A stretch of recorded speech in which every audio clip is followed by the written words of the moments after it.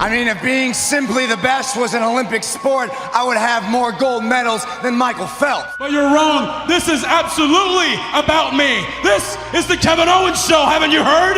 Kevin, I've got no problem with you right now. I understand you are just a puppet. What I don't deserve is a crowd full of idiots. But if you don't shut the hell up, not even Triple H is gonna be able to save you tonight. You got me? I proved that I should have been the #1 pick for Raw in the draft. I proved that not only do I belong in the main event, I am the main event. And I proved that I, not Seth Rollins, I am the man!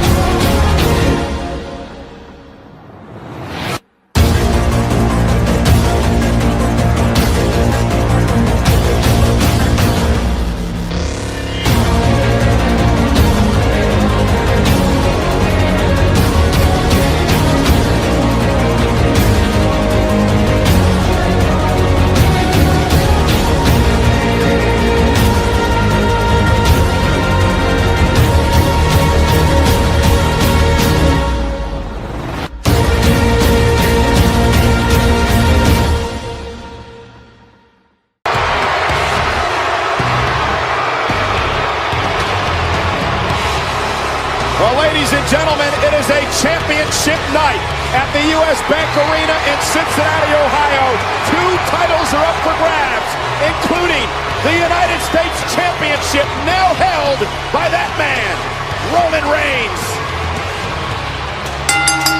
The following contest is scheduled for one fall, and it is for the United States Championship.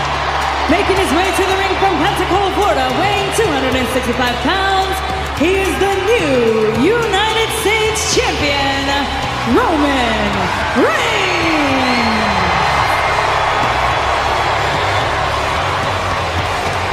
His opponent already in the ring, from Bulgaria, weighing 138 kilos, the Bulgarian Brute, Rusev.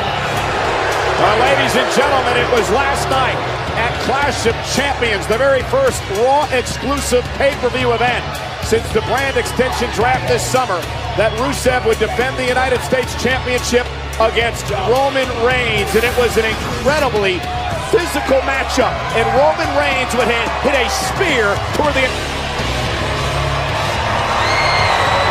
Roman Reigns, in an interview after the broadcast last night, said that he was humbled to hold the prestigious United States title. Then finally he's gotten over the hump. And tonight, no rest for the weary. He'll defend the title. Remember, Rusev granted an automatic rematch as the former champion.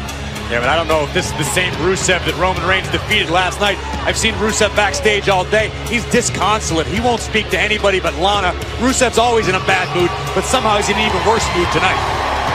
Roman Reigns taking his time and savoring the moment as the brand new United States Champion. A title held by no fewer than a dozen WWE Hall of Famers. And that's what it's about. Hashtag U.S. title. You gotta wonder if this is more of an emotional response from Rusev to automatically request this rematch less than 24 hours after losing the United States Championship.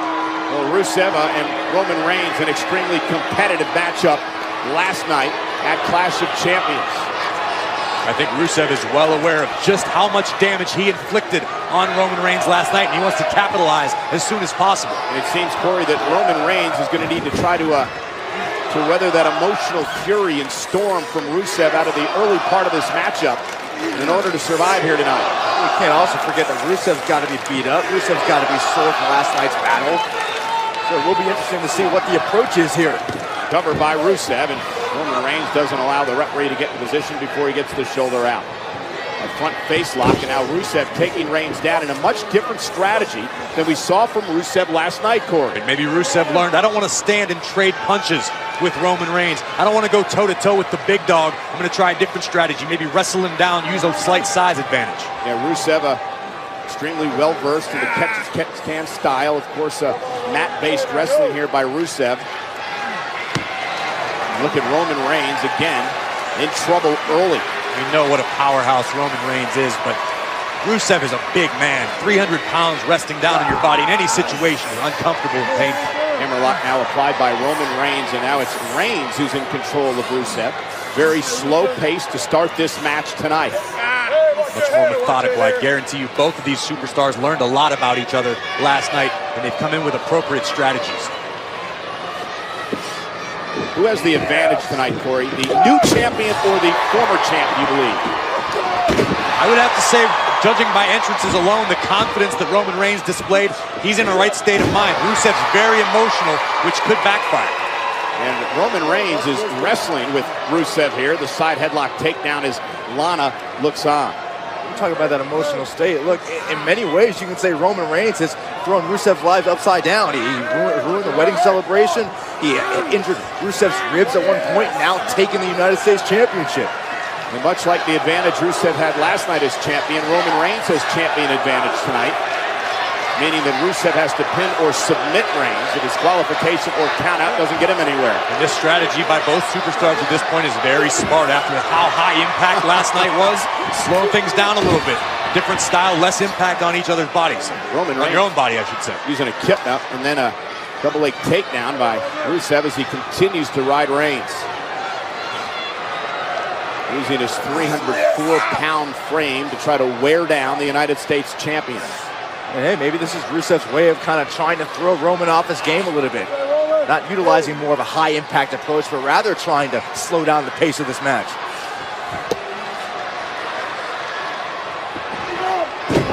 And now it's Reigns back in control with the headlock.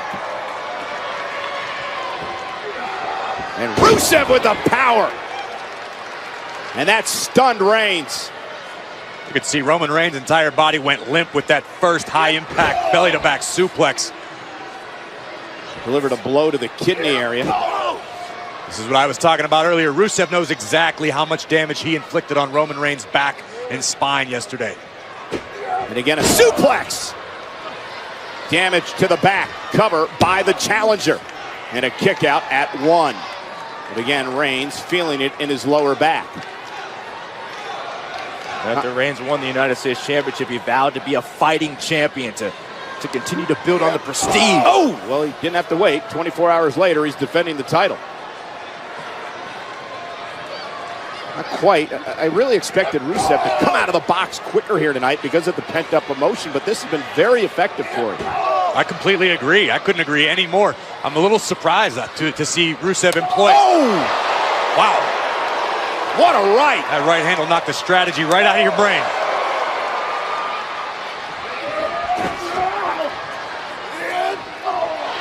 Roman Reigns sidestepping Rusev, and now the big dog bringing the impact. Clubbing blows.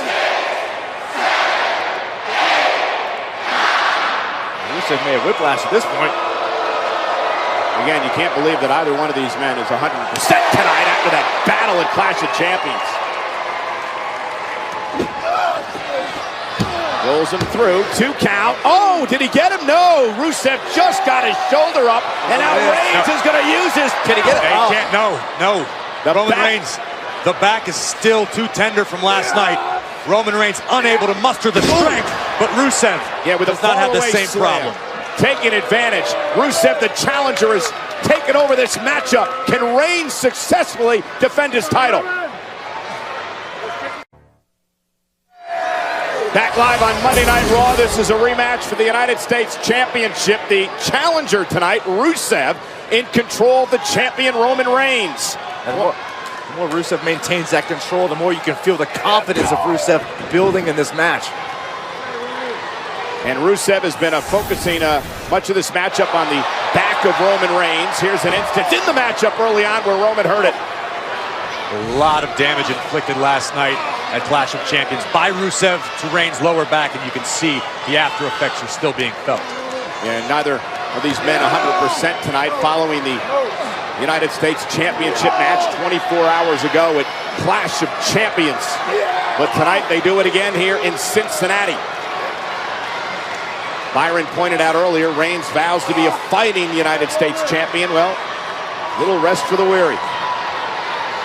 A trial by fire here as Roman tries to somehow break this predicament, but Rusev has really had his way in this match.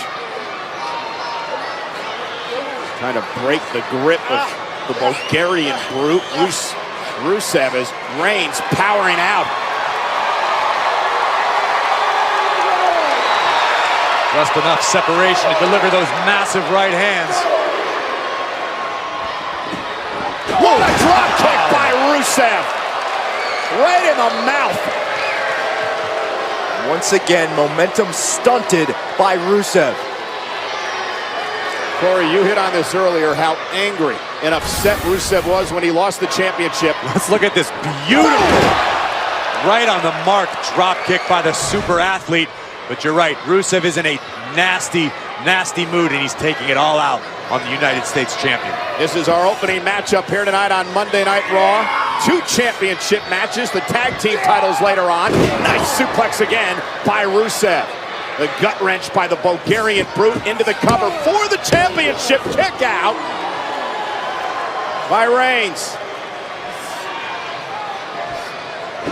Rusev looking for it again. And again, Rusev tossing around Reigns, working on the injured back. Cover and a kick out at 2.5.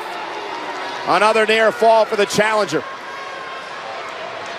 Stares right into the eyes of senior official Chad Patton.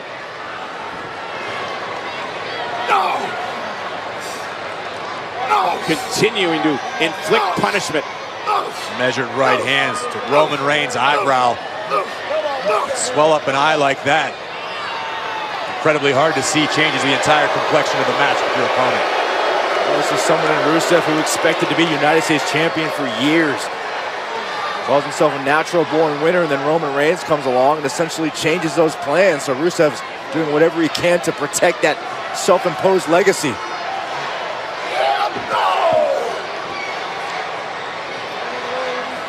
You see Reigns just trying to suck up the pain right now, trying to build some resolve. That too. Slowly back to his feet, but this is not a good position for the champion. Rusev in his 300-pound frame, crushing Reigns. Cover for the championship and a kick out at 2. And right back into the waist lock as he continues to punish the back. Suck the air from Roman Reigns. This has been great strategy by Rusev throughout this entire match tonight. We know how much Roman Reigns depends on that explosive offense, but the more punishment being inflicted to the lower back, the harder it is. And as you saw earlier, Byron, it takes the power out of Reigns' game. Once again, Reigns trying to fight, trying to create that separation. Whip into the corner. Reigns, though, exploding into the clothesline. Yeah, but was that Roman Reigns' last gasp? Was that the last bit of power he had left in the lower back?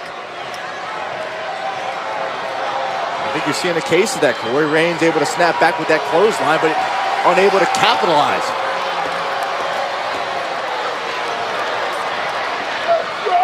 Rusev went for the right, blocked by Roman Reigns, and now you feel a little bit of a momentum shift coming. Roman Reigns exploding out off the ropes in another clothesline.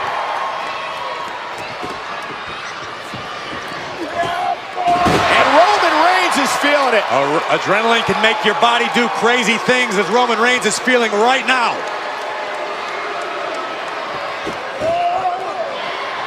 This is the most sustained level of offense we've seen from Reigns so far in this match. Big boot drops Rusev.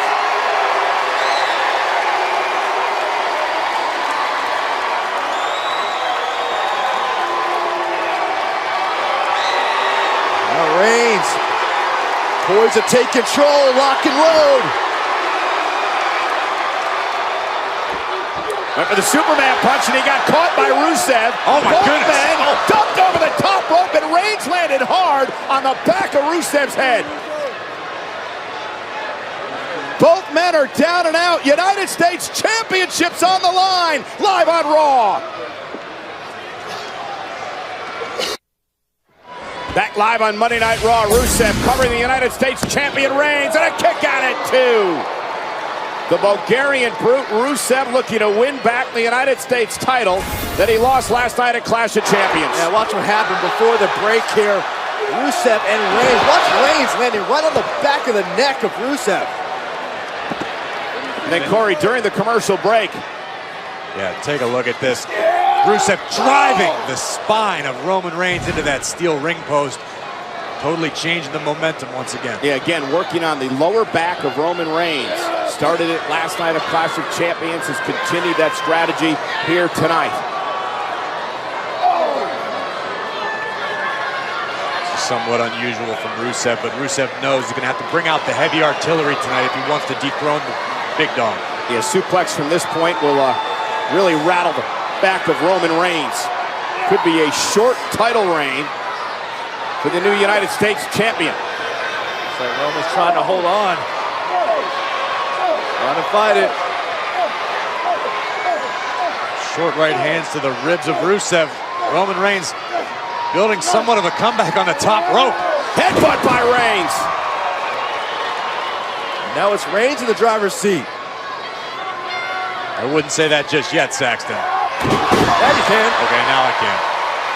Clothesline from the second rope, and this buys Reigns some valuable time. Roman Reigns saying he understands the responsibility of carrying the United States Championship, what it means. First title defense tonight, here live on Monday Night Raw. Oh. Samoa drop! Cover, isn't enough to put the Brute away, and a kick out at 2, and near fall. Roman Reigns wasn't able to get the majority of his body weight across the chest of Rusev to pin the shoulders down, and I think that's what cost him. He is in some pain, is Roman Reigns. Everything Reigns does, you still see him wincing in pain. There's no way, Roman, there is no way. And again, can he get him up? Not quite. Rusev able to spin out of it, misses with a kick, and runs into a right hand.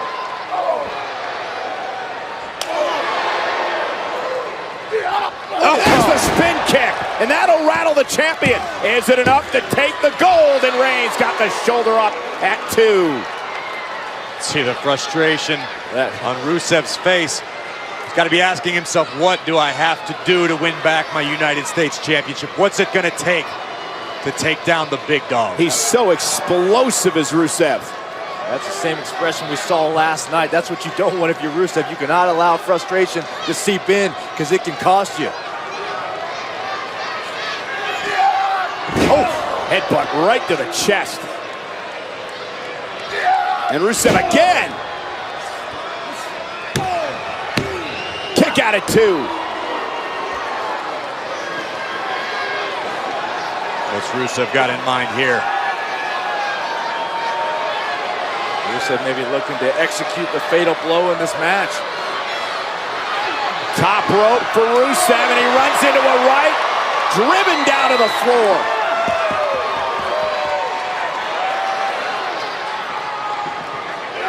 And Reigns pulling out all the stops, going out after Rusev. Reigns doing what he can to be the aggressor. Yeah, but another kick, flooring the champion. Rusev again looking to win the goal inside. Oh, and he kick out.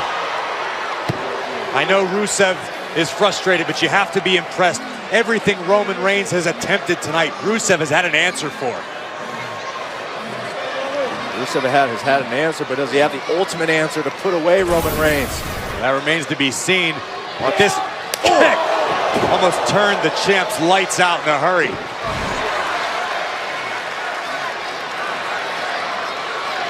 Reigns is reeling, Reigns is hurt. Rusev on the prowl. See Rusev favoring his left leg a little bit. And it looked like he reached back for the hamstring. Missed with the kick. Went for the Superman punch. Rusev with a waist lock, and now the elbows trying to create separation. Reigns does.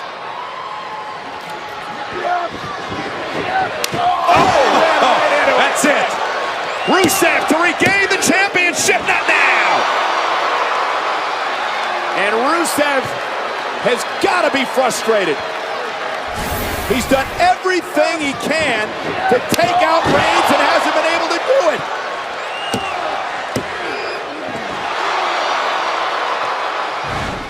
To your point earlier, Corey, I mean, it seems like Rusev has been one step ahead of Reigns, but again, he can't seem to put Reigns away. Now the heart of a champion in Roman Reigns. Tremendous resilience. He's a fighter. Yeah, but don't forget Rusev's impressive championship reign with the United States title. Rusev has the heart of a champion. Rusev knows what it takes. No doubt, I agree with you, Corey. But who's going to win this test of wills tonight? Rusev might be thinking accolade here. Kick to the spine, looking for the accolade. Remember last night at Clash of Champions, Reigns powered out of the accolade.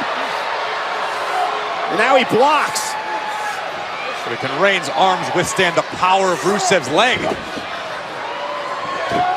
Punch! Cover! Rusev stays alive, and now Reigns can't believe it. Same situations for Reigns. Now he's got to keep his eye on the prize. You've got Rusev in danger. You've got him in trouble.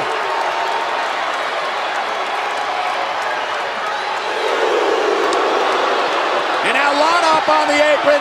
Rusev tried to take advantage of the distraction. The distraction worked last night, but Roman Reigns this time was prepared.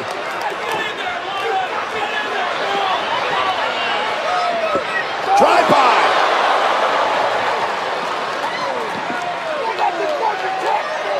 I'm done there. And now the United States champion brings the fight outside the ring. Rusev bounced off the steps.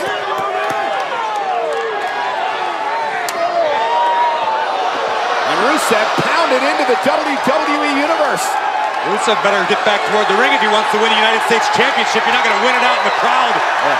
Well, the officials still counting in the ring. And that's it. Wow. A double count out. But Rusev and Reigns continue the fight here in Cincinnati. You just see the bad blood between both these men. Yeah, this rivalry runs real deep. It's personal. And Rusev's not done. Both of these superstars have got to be exhausted. Their bodies racked with pain, but they still can't settle this score.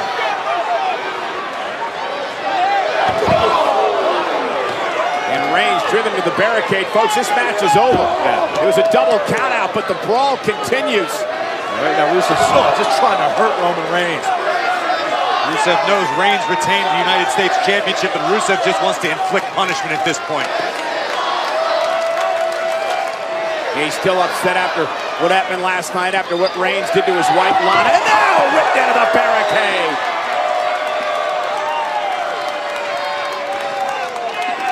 As much punishment as we've seen Rusev dish out to Reigns, we know what Reigns is capable of when it comes to taking out Rusev. And now Roman steps it into a steel chair. A steel chair now to the bad back of Rusev. Of Reigns, I should say. Rusev continuing the assault on Roman Reigns.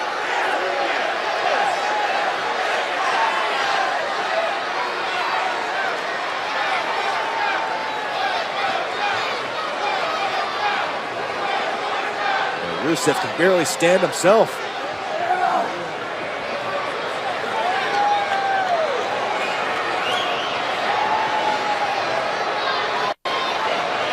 maniacal look in the eye.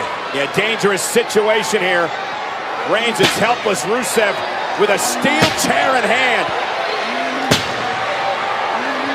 Well, that frustration Rusev's looking to take out on Roman right now. Spear!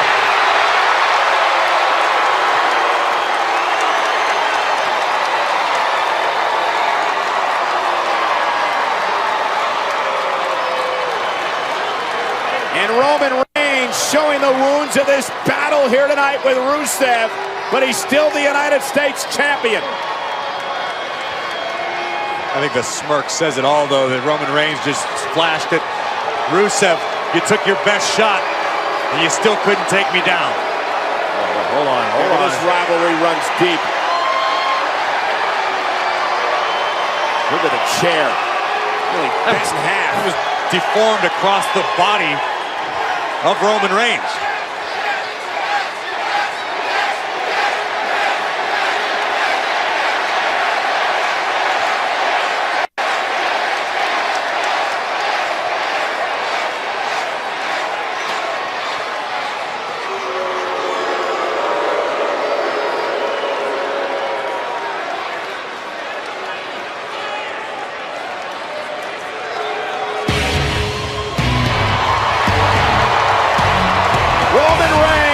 Retains the United States Championship tonight via double countout. But this rivalry continues to intensify. Rusev tried taking out Reigns with that steel chair, but Reigns responded with a spear, an emphatic statement that, hey, Rusev, I am the new United States Champion. But I think one of the things we learned here tonight, guys, is this rivalry between Reigns and Rusev seems far from over. The bottom line is, at the end of the day, Reigns has what Rusev lost. Wait a minute! Roman Reigns! Little bit of payback! The United States champion! That's what you call underscoring your statement.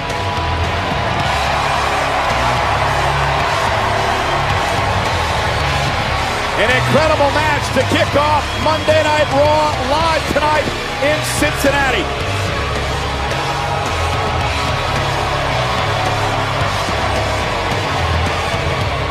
Roman Reigns retains the United States Championship, and still to come a little bit later on tonight, another rematch from Clash of Champions. We'll see the New Day defending the tag team titles against Anderson and Gallows. Hey everybody, welcome to the US Bank Arena in Cincinnati. Michael Cole, Byron Saxton, and Corey Graves. And Byron, we are just a little more than 2 weeks away from the global release of WWE 2K17, the video game. Yeah, the key is if you pre-order now, you get the playable character of Goldberg. And hey, don't forget who's on the cover of this thing. I'm talking about the Beast Incarnate, Brock Lesnar. And gentlemen, I think we can all agree that there is nothing in the entire world quite like a trip to Suplex City. And gentlemen, it was a controversial ending to last night's Tag Team Championship match where Francesca the Trombone was involved. So tonight, Gallows and Anderson have been granted an opportunity for a rematch for the Raw Tag Team titles against New Day live. And speaking of controversy, social media has been a buzz about the best-of-7 series conclusion between Sheamus and Cesaro. You see him right there. Raw General Manager Mick Foley is headed our way to address the end of the match. And WWE Hell in a Cell is presented by WWE 2K17, the video game. Pre-order now and play as Goldberg. Well, ladies and gentlemen, General Manager Mick Foley is in the ring. He's going to address what happened last night at the Clash of Champions pay-per-view event. It was the best-of-7 series tied at 3 apiece. The critical game, match 7 between Sheamus and Cesaro was so physical. Yeah, these two pushed each other to the absolute limit. And speaking of pushing each other to the limit, at one point Cesaro dove out of the ring onto Sheamus, but in the process of doing so, landed on his head on the outside of the ring. Yeah, this match at times was horrifically physical. Both men pushing each other past the limit, beyond, to the point where they spilled out into the WWE Universe, and neither superstar could continue competing. Yeah, and the referee, John Cone, would have to call out medical personnel. Doctors and trainers came to ringside, and finally, The referee had to make the decision that neither competitor could continue in this matchup.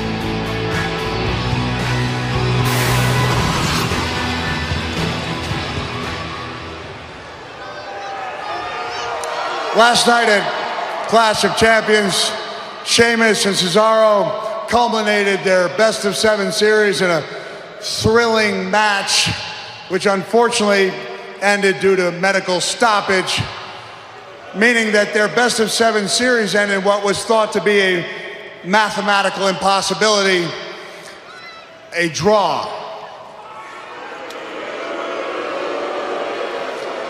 So what I'd like to do is invite both competitors out here at this time.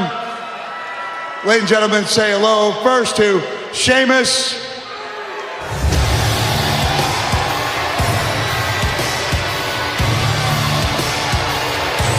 The Celtic Warrior, Sheamus, you see him taped up, limping on his way to the ring after the best of 7 series. Sheamus, guys, actually took a 3-0 lead and looked like he was going to get a clean sweep over Cesaro. The iron will of the Swiss Superman proved to be just too much. We talked about how physical Rusev and Reigns was last night at Clash of Champions.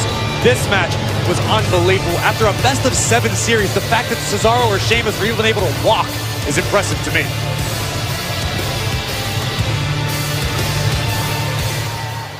And Cesaro.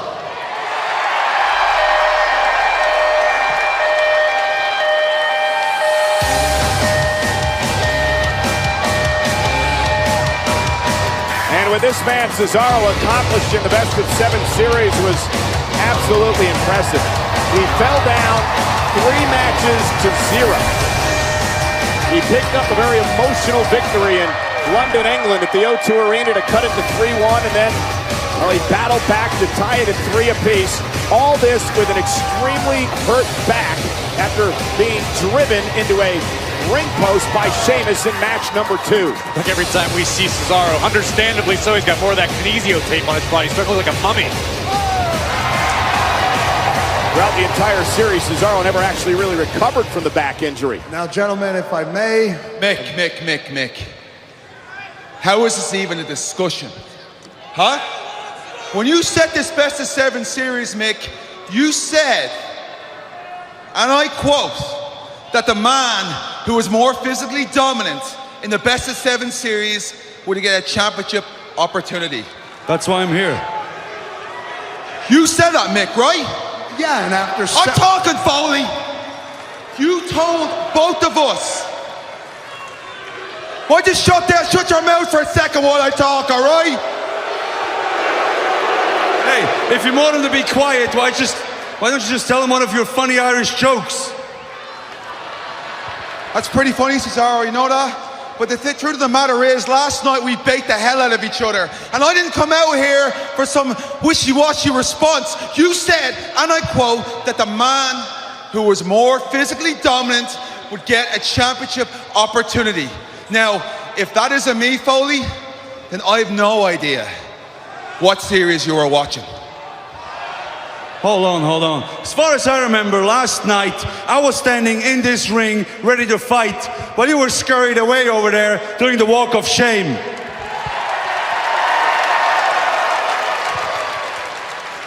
Scurried away, yeah? Yeah. Oh, the way I remember it was, I was dragged out of here by 4 people. I wanted to finish this match just as much as let me talk. But there were 4 people holding you back. Very tough. Yeah, 4 people holding me back. I wanted to fight. Why weren't you in the ring? That's easy for you to say when you were able to roll now. back in here with nobody holding you back. You know how much I wanted to win this match. I proved that I am tougher than you. You proved absolutely nothing. I proved that I'm tougher than you, and all these people know that I'm tougher than you because I'm standing here right now. Let me make one thing perfectly clear, Cesaro. Let me make one thing perfect. I am better than you. You're not better than me. And I am through with you. You were never better than me, and I'm through with you. I'm here for my championship opportunity and not look at your ugly mug. Sheamus, championship opportunity. Sheamus is right. Foley. Your championship. Sheamus is right. What? Sheamus is right. I am right. Kidding me. Thank you, Mick. And so are you. You're both right. You both proved that you could be physically dominant. You brought out the best in each other. And I cannot in good conscience say that one of you was the winner and one of you was the loser. And so after thinking long and hard and deliberating, I've come to a decision, and I'm going to grant both of you championship opportunities. There we go. Right. But let's make it clear, these are not separate opportunities. You're going to be sharing the same championship opportunity. You're going to be contending together for the WWE Tag Team Championship. Say what? Whoa, I was in the best of 7 series with that man. I'm not sharing the ring with him. Hang on a second, I can't stand this fella right here. I proved You're gonna put us together and attack? I'm the most physical. You don't have to like it. You don't have to like it. sure don't. But that's my decision.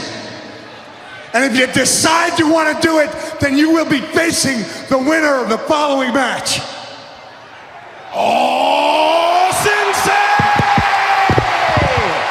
Don't you dare be sour! Clap for your world-famous two-time champs and feel the power! It's a new day, yes it is! Oh, there they are, the current tag team champions, and today marks day number 400 that the New Day have held the tag team gold. What a blockbuster announcement by Mick Foley just now, though. Sheamus and Cesaro as a tag team? You gotta be kidding me. That'll never work. Hey, how in the world is that going to work? These two want to tear each other apart. Hey, if they want a championship opportunity, they're going to somehow make it work, because Mick Foley has granted them an opportunity for the tag titles against either the New Day or Anderson and Gallows. Cesaro wants no part of it.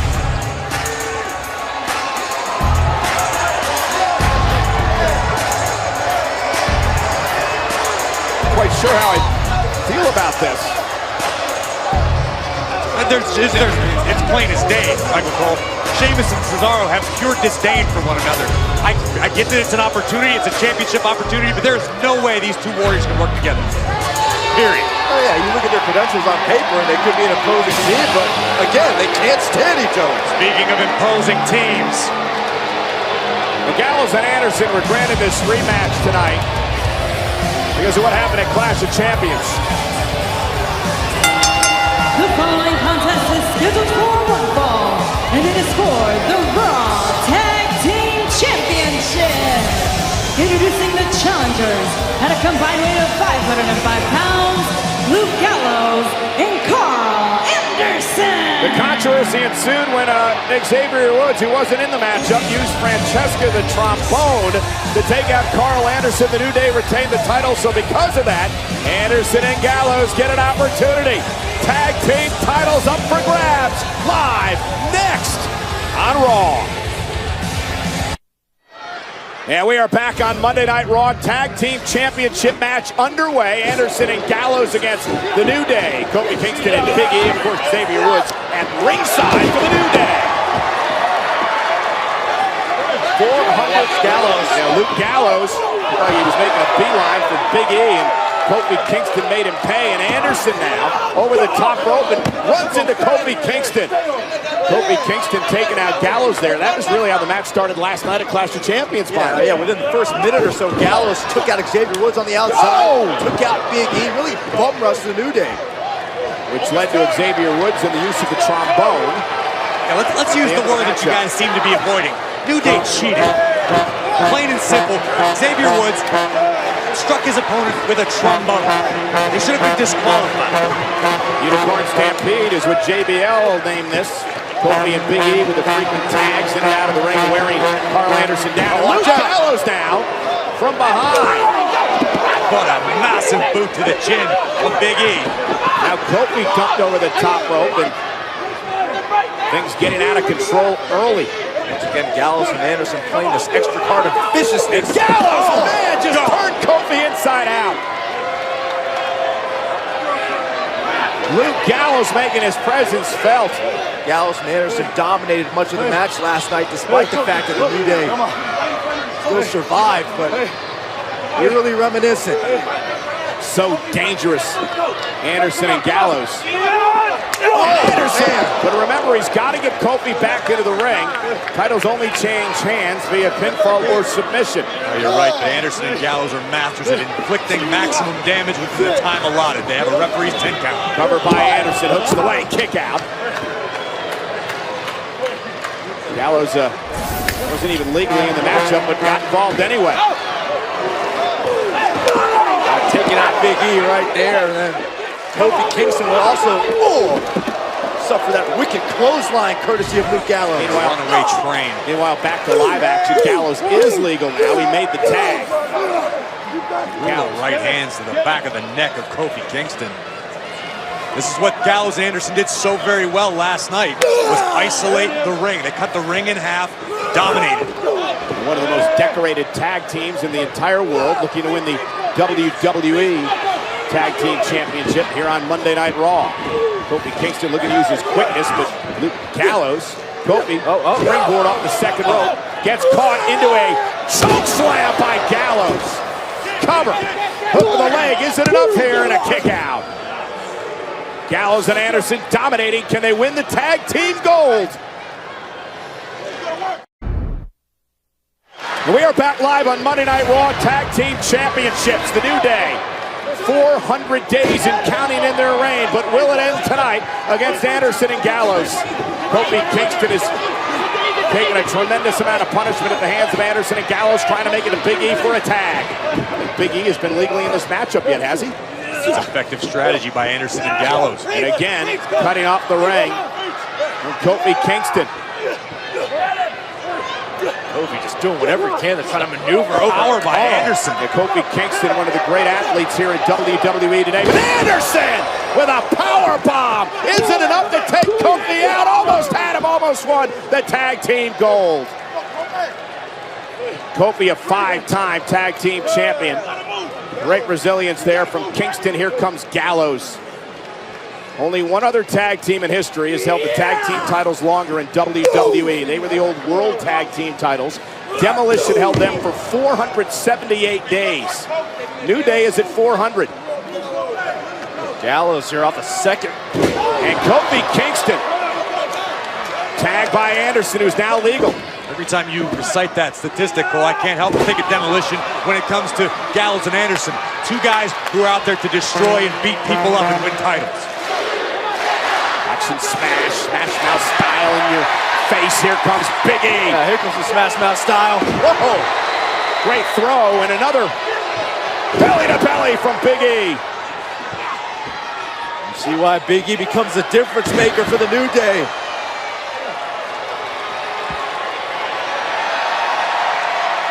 Quickly turn all that momentum around. And Gallows tried to meet him and got sent over the top rope. And now Kofi Kingston gonna fly. A little bit of payback for New Day. Cover by Anderson at the tights, and Big E kicked out. And Big E, oh my God! Did you hear that? I think the ring moved. I'm sure it was his shoulder or his head that hit, but Anderson looking for the victory to win the tag team gold. Kick out by Big E. How do you neutralize a powerhouse like Big E? You lay him like a bull. Shoulder first into that steel ring post. Big E is stunned. Can't even make it back to his feet. Now that Carl Anderson knows he has Big E right where he wants him. Sent through the second rope. Here comes Big E. No. Spear! Oh, man! Anderson through the second rope. What a move by Big E! It's that sort of desperate mindset that the New Day has to have to be successful. Big E throwing caution and his own well-being to the wind. And how about this? Big E immediately throwing Carl Anderson back in the ring. He wants to pin Carl Anderson. And there's the midnight hour. Cover. And Gallows breaking it up at 2.5. Gallows saving the opportunity for his team. Oh, Kingston caught him with a knee right in the jaw. That just rocked Gallows. Rocked him all the way outside of the ring. Don't forget, Anderson just suffered that midnight hour. A team that New Day have put many a team away with. And Anderson wisely rolling out of the ring. Veteran instinct there by Carl Anderson. Oh no, what's Kofi thinking? I have no idea. Big E made the tag. Luke Gallows, though, intercepts Kingston. And drives right into the steps. And Anderson from behind. Uh-oh.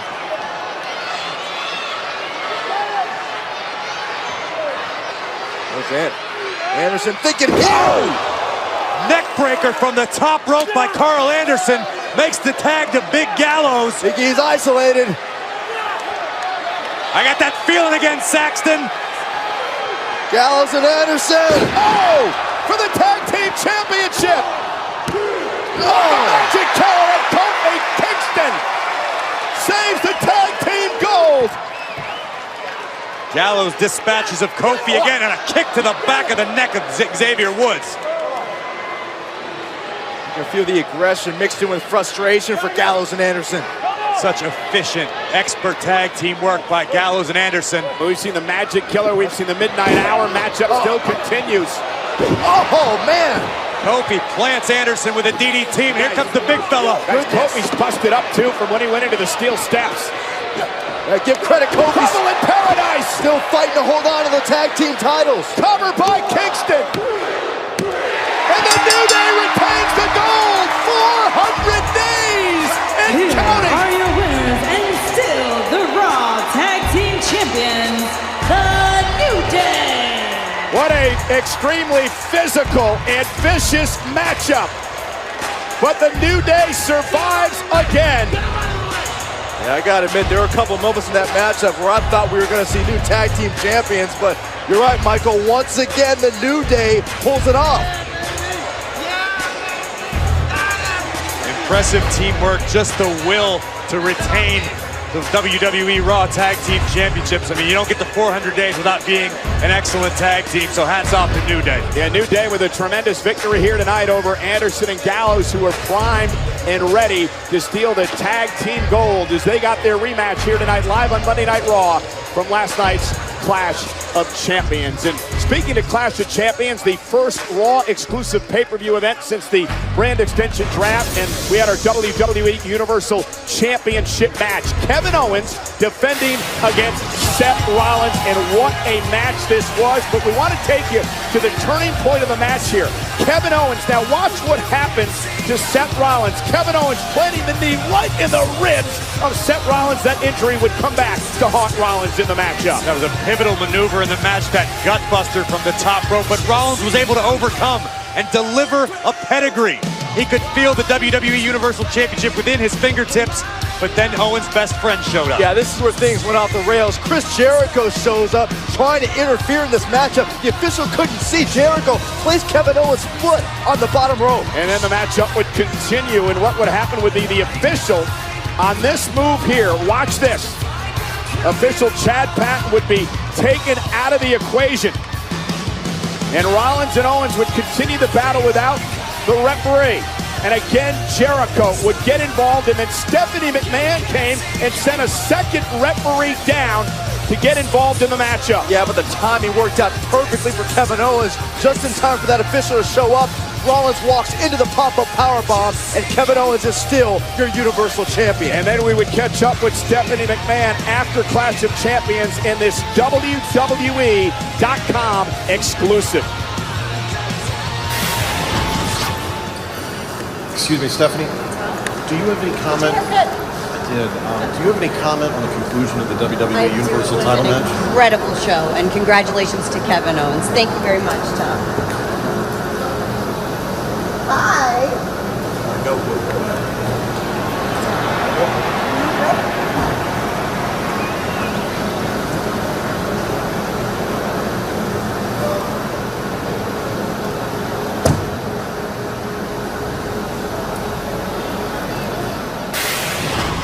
Wait, am I the only one that sees something fishy about that situation? Listen, Saxon, you're as bad as these celebrity tabloids.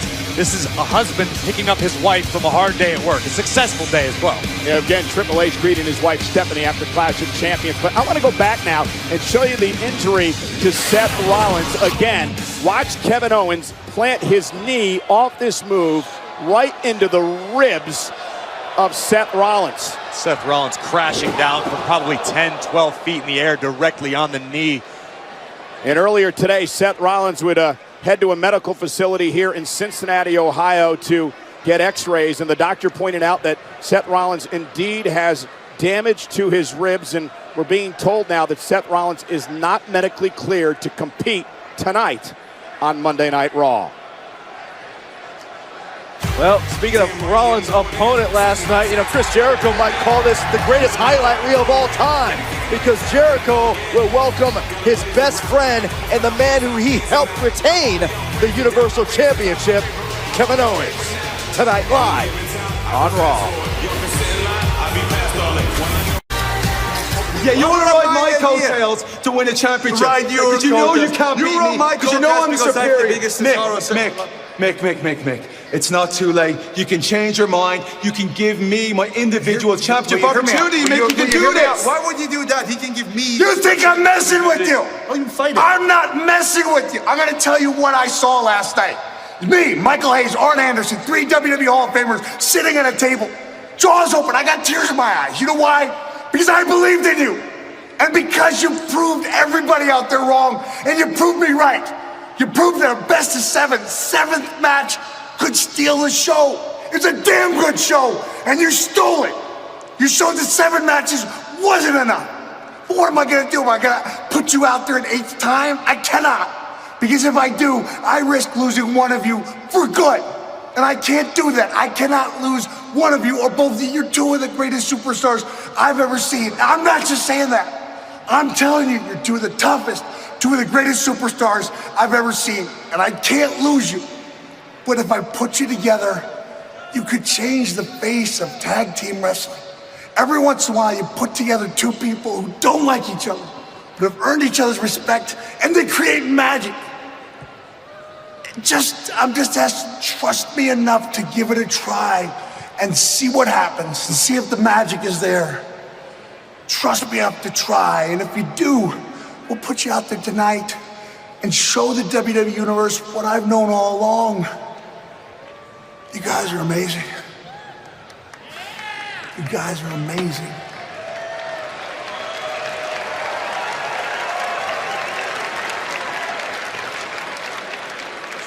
Well, you know, guys, Mick Foley knows something about creating magic with oddball tag teams. Can anybody say rock and sock connection? That's exactly what I was thinking. Hey, look who it is. Hug live, Corey. Go ahead, Byron. Get all excited. Stand up. Here come the balloons. Wait for it, wait for it. The wacky waving inflatable arm flailing 2 men are here. I'm going to start bringing darts to work. No, folks, Ride Along was not made up.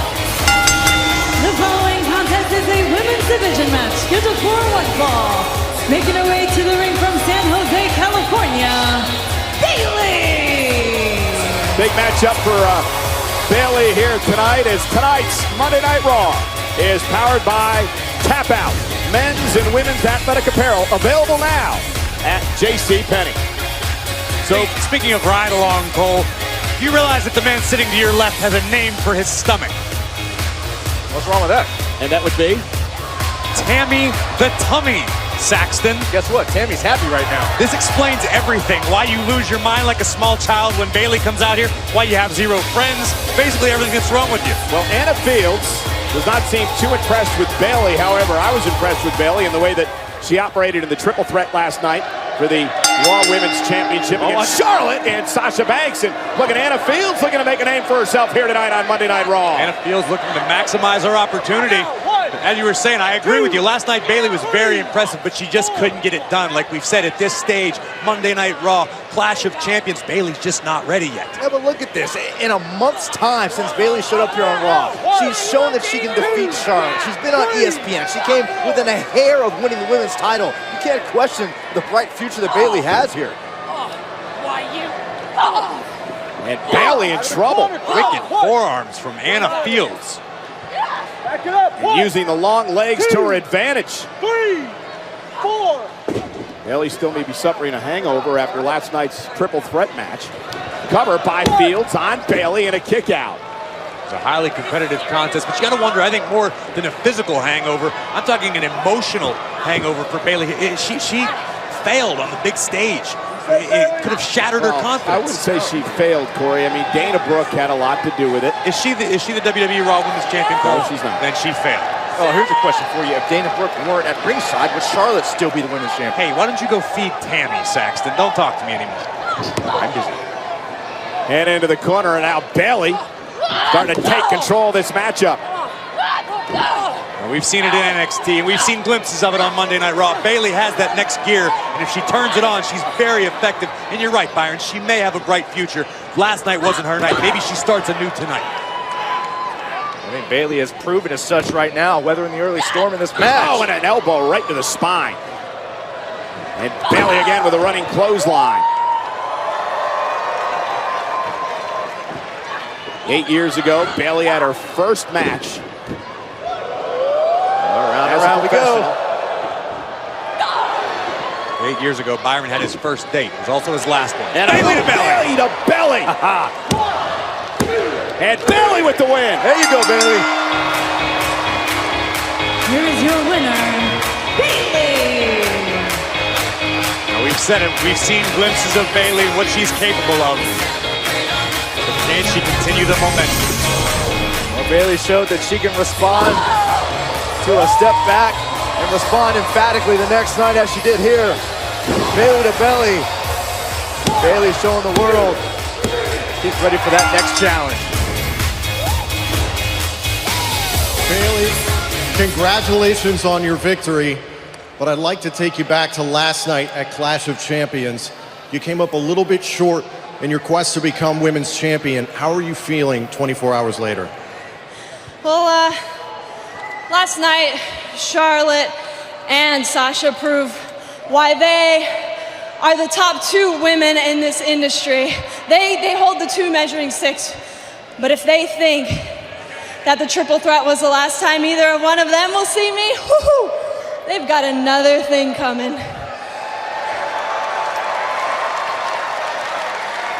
I feel the WWE Universe and I are on this journey together, and I'm just getting started because I won't stop until I'm hugging that women's championship.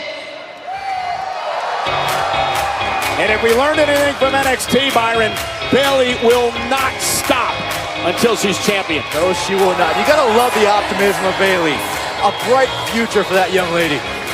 Bayley with a win here tonight live on Monday Night Raw.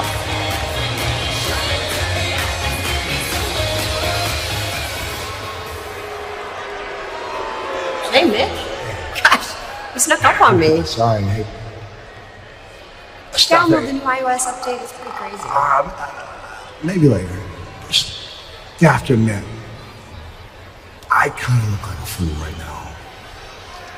How do you look like a fool, Mick? Because I believed in you, Stephanie. And after last night, I stepped away for a few minutes to check on Cesaro in the dressing room. All of a sudden, the bottom falls out of the main event. Like the referee goes down, and he's down for minutes.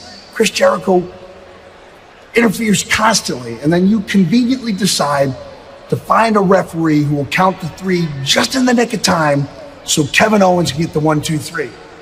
And then WWE.com picks up your husband rolling up in a limousine where he says, "How'd it go, Steph?" And you say, "Great." And then you roll away into the night. And it just seems to me so let me like... cut you off right there, Mick. Okay, so my husband, yes, he comes to pick me up after a really long night of work. He didn't get to see the pay-per-view because he was in the air, so he asks me, how'd it go? And I said, I thought it went great. I thought our pay-per-view, our first ever Raw exclusive pay-per-view went great. You weren't a little embarrassed by this So excuse me, Mick, except the one thing that wasn't great was what happened in the main event. And what you just said, a referee went down. You were embarrassed? Yeah. You know what? You should have been, because whose job is it to protect the integrity of the main event? Whose job? Is it my job as the commissioner of Raw? Whose job is it, Mick? Tell me. Whose job is it? It's your job. You're the general manager. You were checking on Cesaro and Sheamus. Well, that's wonderful. I'm glad you're worried about their health and well-being. Did I hire you for your medical expertise? No, I didn't. We have the best doctors in the world for that. That's what I hired them for. I hired you for your brains. I hired you to be a businessman. I need you to think up here, not to let your ego get in the way and accuse me of not doing my job, Mick. So what do you have to say for yourself?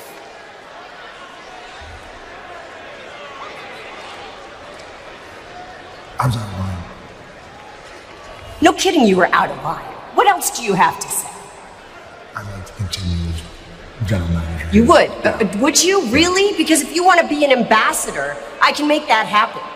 No, okay, if you want to be the general manager of Monday Night Raw, then you better prove that you are worthy of that job. Prove that you can think like a businessman. Now, Seth Rollins, if you're buying into this whole conspiracy theory BS, imagine what Seth Rollins thinks. Now, he is not medically cleared to compete tonight. So when he shows up at this arena tonight, he's going to go straight after Kevin Owens and Chris Jericho. Whose job is it to protect Seth Rollins, whether you love him or whether you look at him like a business asset, Mick? Be a businessman. Be the man I hired. And don't ever forget who you work for.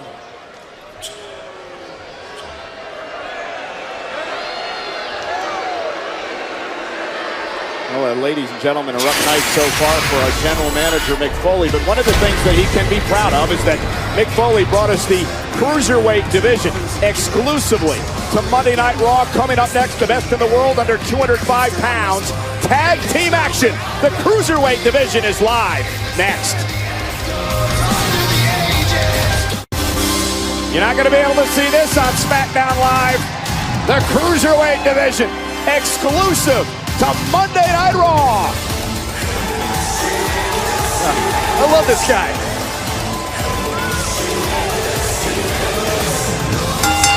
The following contest is a tag team match scheduled for one fall.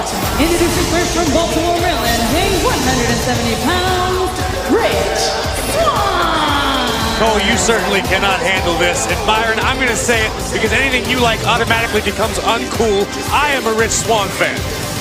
25 years old from Baltimore, Maryland. Charm City's own. Eddie Guerrero, Rey Mysterio, super crazy. Among the men he idolized growing up.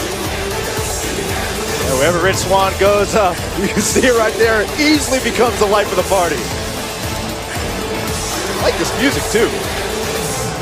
Good foot tapping music. Please go home, Byron. Foot tapping music. What? His tag team partner from Charlotte, North Carolina, weighing 205 pounds, Cedric Alexander. Tremendous athlete Cedric Alexander teaming with Rich Swann here tonight. A little bit earlier today, we caught up with Alexander and Swann. Last week, me and Rich Swann were competing against each other.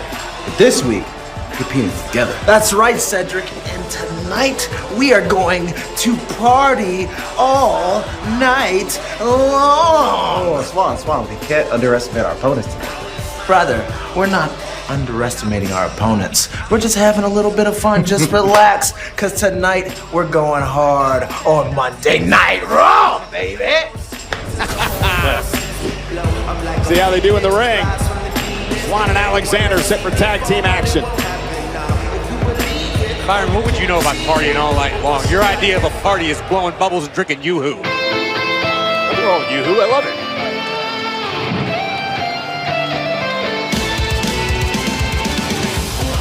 Their opponents, first from Philadelphia, Pennsylvania, weighing 202 pounds, Drew Gulak. This young man is as tough as the city that he was brought up in, Philadelphia. So who is Drew Gulak? The Trailblazer, Drew Gulak. He's an incredible mat wrestler, loves grinding his opponents into submission. I don't know if there's a submission that people need to fear more than Drew Gulak's Dragon Sleeper. I hear lots of people screaming in pain. It's fun. I think that says it all. Yeah, guys, at one point, Drew Gulak was my pick to win the Cruiserweight Classic tournament. One of my favorite guys in the division. His tag team partner from Camden, New Jersey, weighing 175 pounds, Lince Dorado. Let's introduce you to the man who's known as the Golden Links of Lucha Libre. My name is Lince Dorado, and I'm from Bayamon, Puerto Rico. Known as the Golden Links of Lucha Libre. I'm very diverse. I'm a hybrid luchador. I have never seen anything like that in my life. Doesn't matter what opponent that I have, I'm gonna go toe-to-toe with them. Shooting star press, and that's it.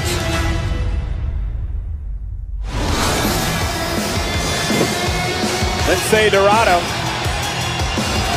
Dorado's inspirations include Taka Michinoku, Jushin Thunder Liger, and Chris Jericho. Interesting that Dorado was eliminated in the second round of the Cruiserweight Classic by his opponent tonight, Rich Swann. Sportsmanship.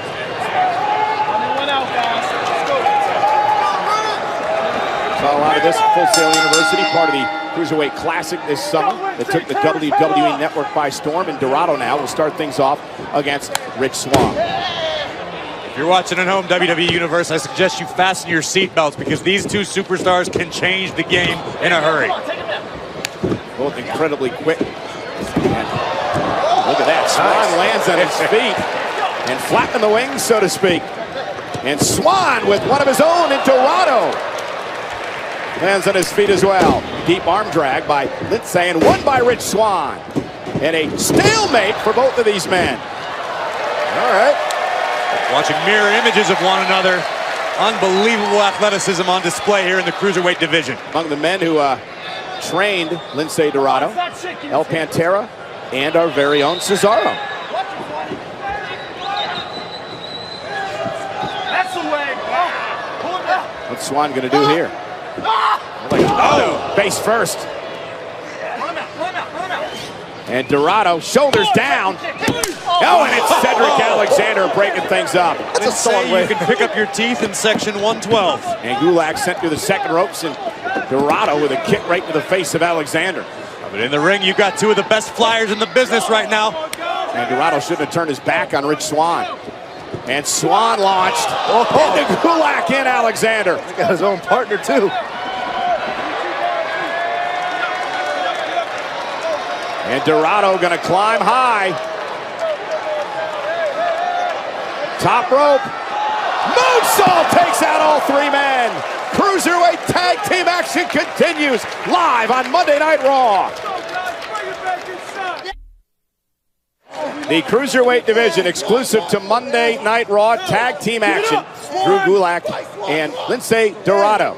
This is your first against Rich Swann and Cedric Alexander. Sorry, I'm so excited to talk about Drew Gulak. The guy has some of the most horrific submissions, some of the most grotesque submission holds you will ever see inside of a ring. He constantly studies old grappling, catch wrestling, pancrase from all over the world. The guy is incredibly dangerous. Yeah, he's got that Philly attitude. He's hard-nosed, blue collar, no frills when it comes to Drew Gulak. And then on the other side of the spectrum is Lince Dorado, who pulls off moves like these. The moonsault before the commercial break. Yeah, I've got to see this one more time. Dorado, 3 targets in mind. Beautiful technique and the impact. And Rich Swann taking a tremendous amount of punishment here. Needs to make a tag to his partner, Cedric Alexander. Keep in mind, this is about all 4 of these superstars to make individual statements when it comes to the WWE Cruiserweight Championship. Yeah, later on tonight, we'll see the Cruiserweight Champion, TJ Perkins, in action. Swann just saved his opportunity tonight to get through this match. Lince Dorado landed very hard on the back of his head. Yeah, Swann's opportunity now to get to his partner, Cedric Alexander. Dorado trying to cut off the ring and bring him back into his corner. Not going to happen. Gulak tag. Tag made to Alexander, and here comes the man who dropped 22 pounds to be able to compete at 205 in the Cruiserweight Classic. Trying to drop 22 pounds, but he still has dynamite in his fists. One of the most dynamic members of the roster.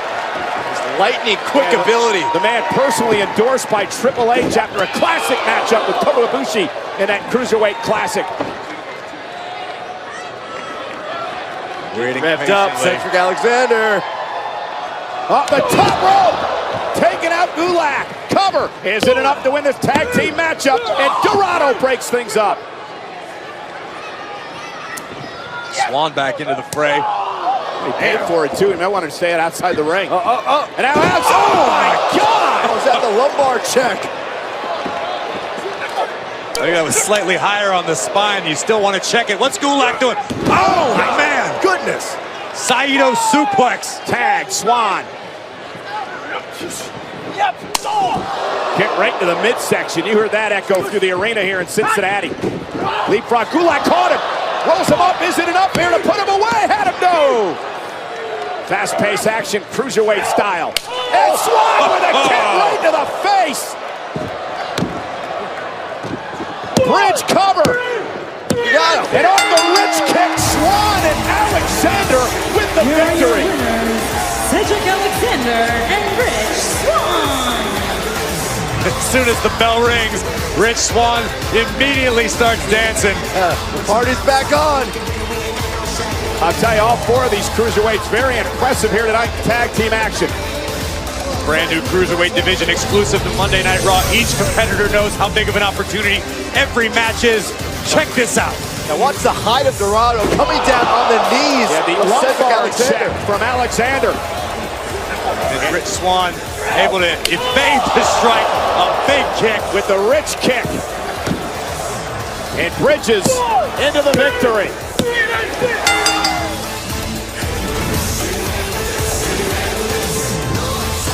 And still to come tonight, the Cruiserweight Champion, TJ Perkins, will be in action live on Raw. Well, that's not all that's still to come tonight. It's the feel-good story of the fall, guys. Best friends together at last.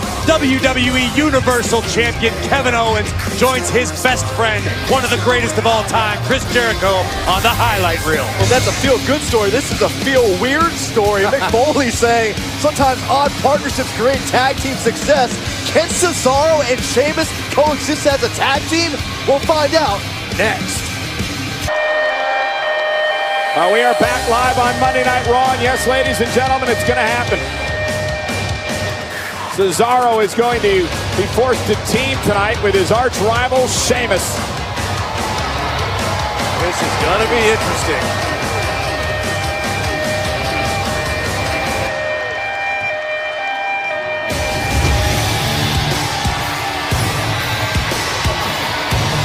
These two can't even make it to the ring without arguing about something. Well, listen, they're tag teams. They're a tag team now. They have to come out together, right? The following contest is a tag team match scheduled for one fall. Making their way to the ring, the team of Cesaro and the Celtic Warrior, Sheamus. So, guys, let's recap again what happened. Sheamus and Cesaro had this best-of-7 series, and came down to match number 7. Match, ended in a draw. So Mick Foley said, well, both of you were physically dominant, but no one won the series. I did promise you a championship opportunity, so I'm going to give both of you that opportunity at the tag team titles against New Day, earlier on tonight. Look at that. As much as the next person, I would have loved to have seen a conclusion to this series, but I get Foley's point. Look, I can't put you guys in another matchup and have you beat the life out of each other again. I got to protect your long-term health. And this is Cesaro against Nick Cutler. Hopefully he's better than Jay Cutler. As you see Cesaro now with the vertical suplex and showing off a little bit to Sheamus. Less than 24 hours after that grueling battle at Clash of Champions, Cesaro's out here showing off in front of Sheamus. Well, let's not forget about that impassioned speech from General Manager Mick Foley as well. No tag gonna be made told there. you so. Sheamus thought that was funny. Mick Foley said he's hoping to catch magic in a bottle here and put these two great athletes together despite the fact they can't stand each other. Mick Foley can hope that he's caught lightning in a bottle. More than likely, he just lit the fuse on something that's going to blow up sooner than later. Well, Sheamus has to come in now after Cesaro tagged him. High octane tag.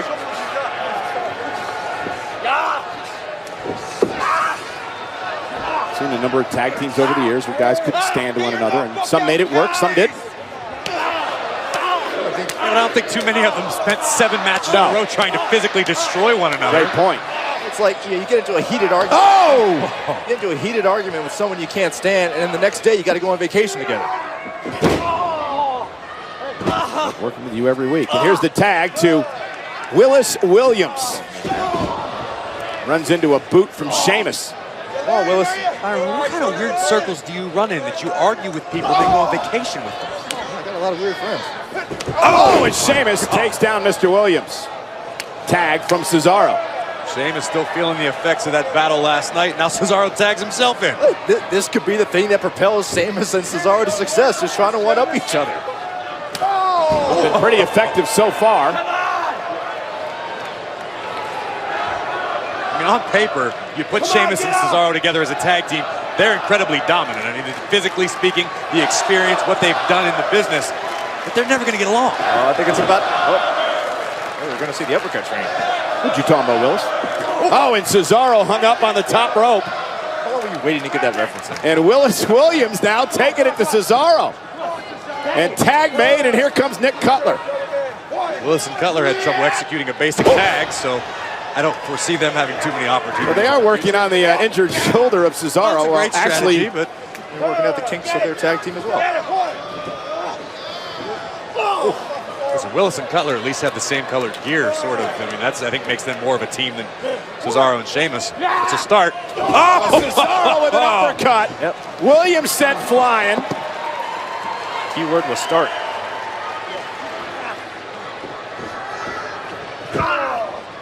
Cesaro thinking neutralizer here, staring down Sheamus.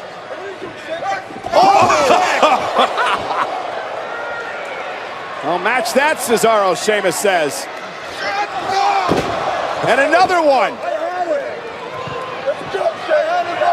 Somebody pinned somebody.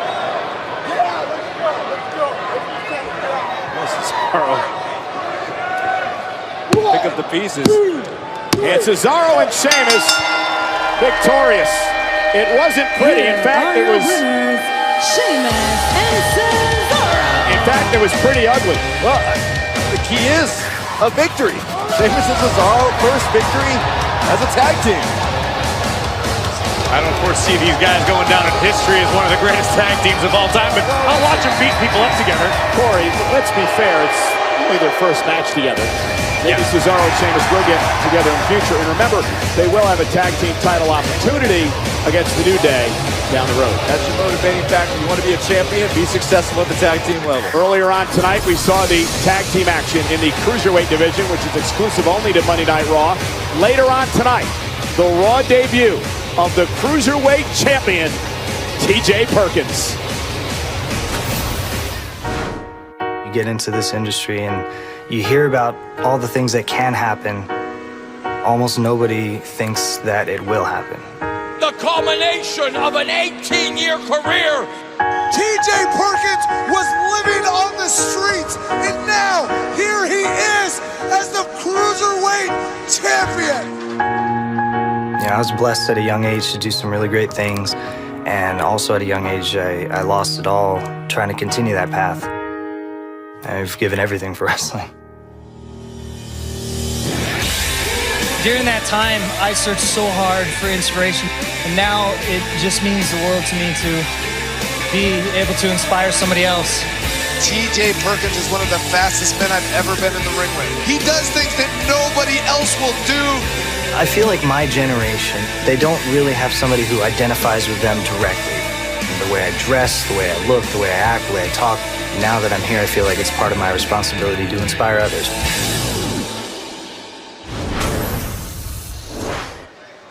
Ladies and gentlemen, please welcome my guest, the WWE Cruiserweight Champion, TJ Perkins. TJ, congratulations on your victory last night at Clash of Champions. Where's your mind as you prepare for your Raw debut? Man, this right here is a dream come true. A dream I've had ever since 1998. There was a time when I didn't think I'd make it here, but here I am. I'm about to compete on Monday Night Raw. And I'm the WWE Cruiserweight Champion. But as much as I've dreamt about this moment, man, I never thought that I would see that.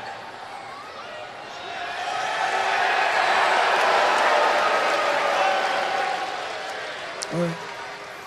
I'm just here to find out. Does it feel good? Does it feel good having your dream come true? Does it? Does it feel good depriving me of what's rightfully mine? Does that feel good? Because you know that title, it was resurrected for me. Was it? It was. And the way I see things, TJ, you owe me. You owe me that title. You owe me for your career. You know what? I do owe you. I owe you for that headbutt after the match. Easy.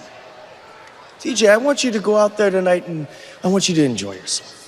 I want you to soak up every last little drop of that spotlight, because the next time you and we meet in that ring, that's gonna be when you wake up from this dream.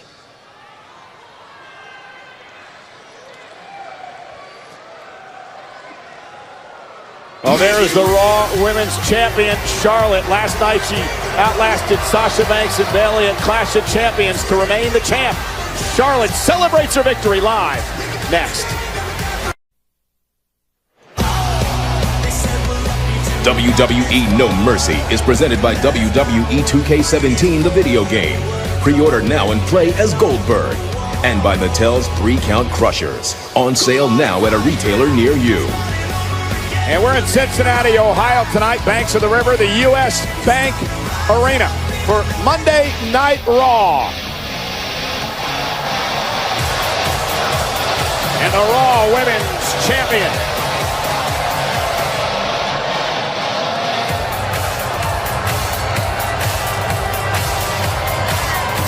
Ladies and gentlemen, please welcome Dana Brooke and the Raw Women's Champion, Charlotte. And last night, Charlotte, with her victory in the triple threat match at Clash of Champions, went to 12-0 in WWE pay-per-views when defending the title. Incredible record by Charlotte, who is rapidly becoming a great women's champion.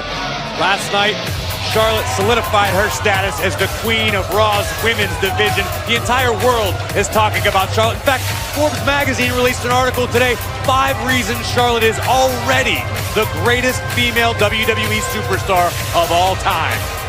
Yeah, but don't forget, last night's retention of the Women's Championship came in large part thanks to the protege, the running buddy of Charlotte, Dana Brooke. Byron, Dana Brooke and Charlotte didn't do anything that wasn't well within the rules of the match last night. Triple threat match, whatever they did was perfectly fine.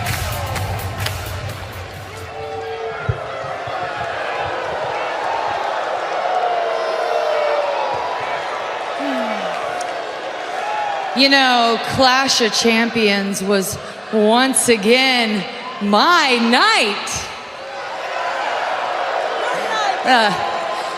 I once again successfully defended the Raw Women's Championship and proved to all of you why I'm the queen of the WWE Women's Division. Yes, yes. I defied the odds and beat 2 of the greatest female athletes today in this ring. I did. But you know, that's the difference between me and Bayley. That's the difference between me and Sasha. I don't just talk the talk, I walk the walk. I know what all of you are thinking. You guys have all heard this before. Because month after month, a new competitor emerges and the WWE universe thinks, this is gonna be the woman that's gonna dethrone Charlotte. Yeah. But night after night, match after match, I disappoint you, I disappoint you, and I disappoint everyone at home. Because all of you will soon learn what I already know. I'm not the huggable Bayley.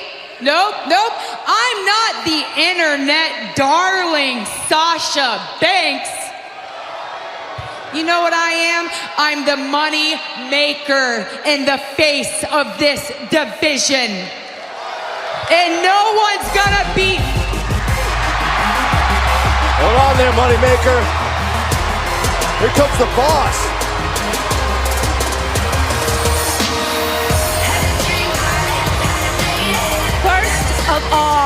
boo-boo.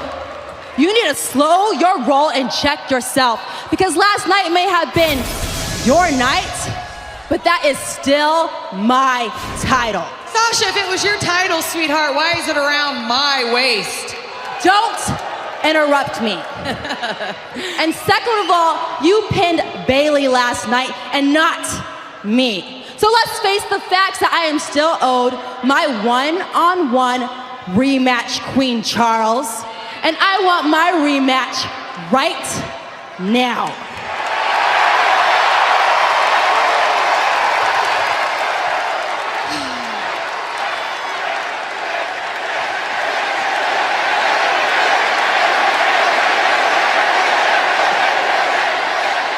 Peasants, can you please be quiet? I'm talking. Now listen, Sasha Wanks, you're a living legend in your own mind. But see, you need to learn, as good as you think you are, I'm just that much better.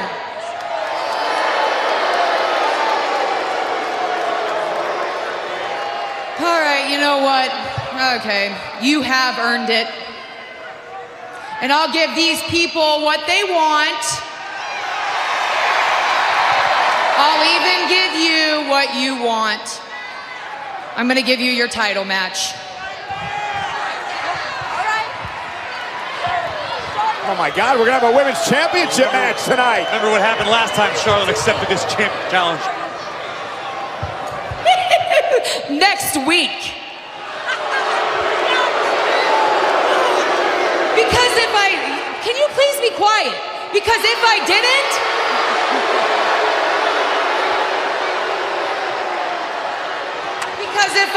you'd boo-hoo all the way to Mick Foley and yap, yap, yap like a chihuahua till you got your way. No, but hey, you guys, I'll give it to Sasha. As much as I've embarrassed her, as much as I've tried to break her, as much as I've beaten you down, you keep getting back up.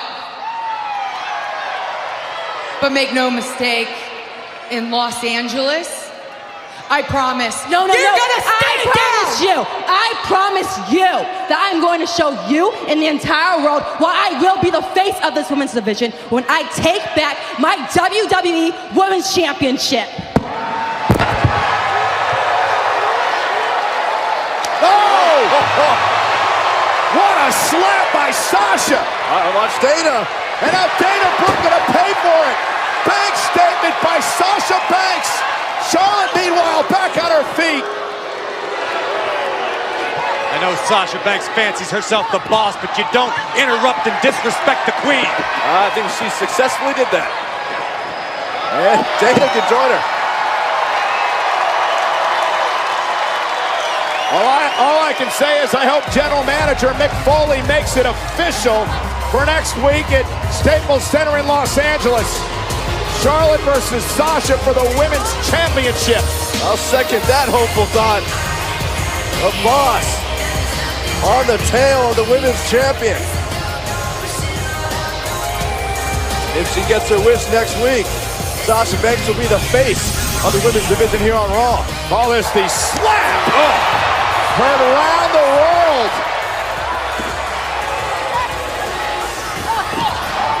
Sasha Banks unceremoniously helping Charlotte exit the ring. The challenge has been issued. Will it be accepted for next week? Challenge is issued and accepted. Now it's up to our general manager to make it happen, and I think he will. Sasha versus Charlotte for the title. Well, speaking of happenings, guys, tonight the WWE Universal Champ Kevin Owens will join his best friend, the greatest of all time, in a monumental edition of the highlight reel tonight. My Lord, is that? It is. It's Seth Rollins. Stephanie warned General Manager Mick Foley he'd be here. Rollins isn't medically cleared. He's bruised and battered from last night, but Rollins is here live at Raw.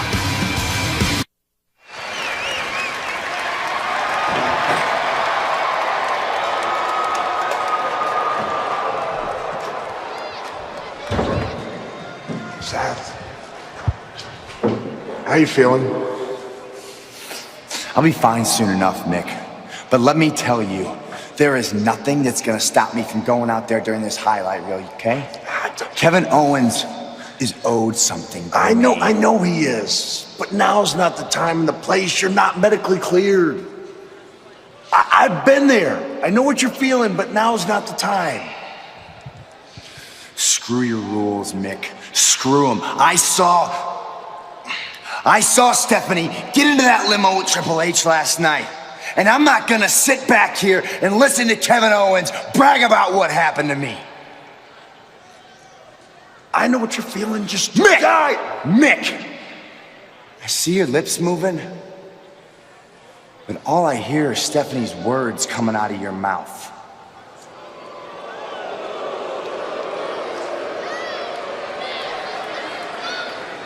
A potentially explosive situation here tonight on Monday Night Raw. Owens and Jericho doing the ring at the same time during the highlight reel, and Seth Rollins vows to take him out. So Rollins doesn't do something he regrets.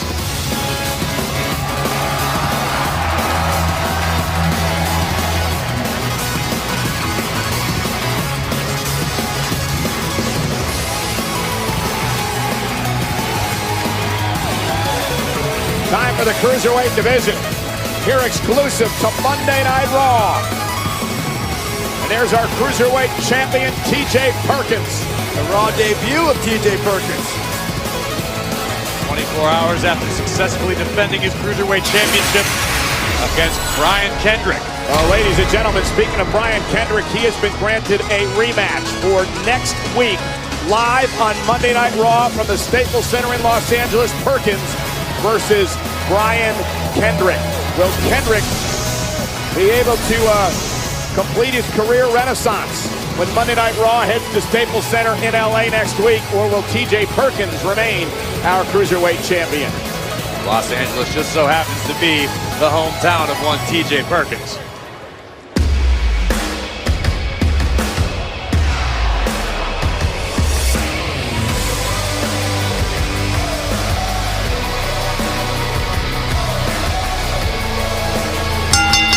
The following contest is scheduled for one fall. Making his way to the ring from Long Island, New York, weighing 190 pounds, Tony Nese. Very dangerous opponent tonight for TJ Perkins. Tony Nese. Let's take a closer look.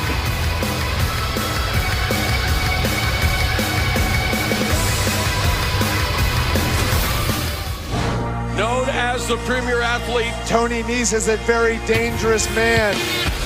I'm probably one of the strongest guys. look at the power of Nese. On top of that, I'm one of the quickest guys. I am so impressed with Tony Nese's speed. He can take it to the air as well. It's my time to show the world. The world needs to keep an eye on Tony Nese.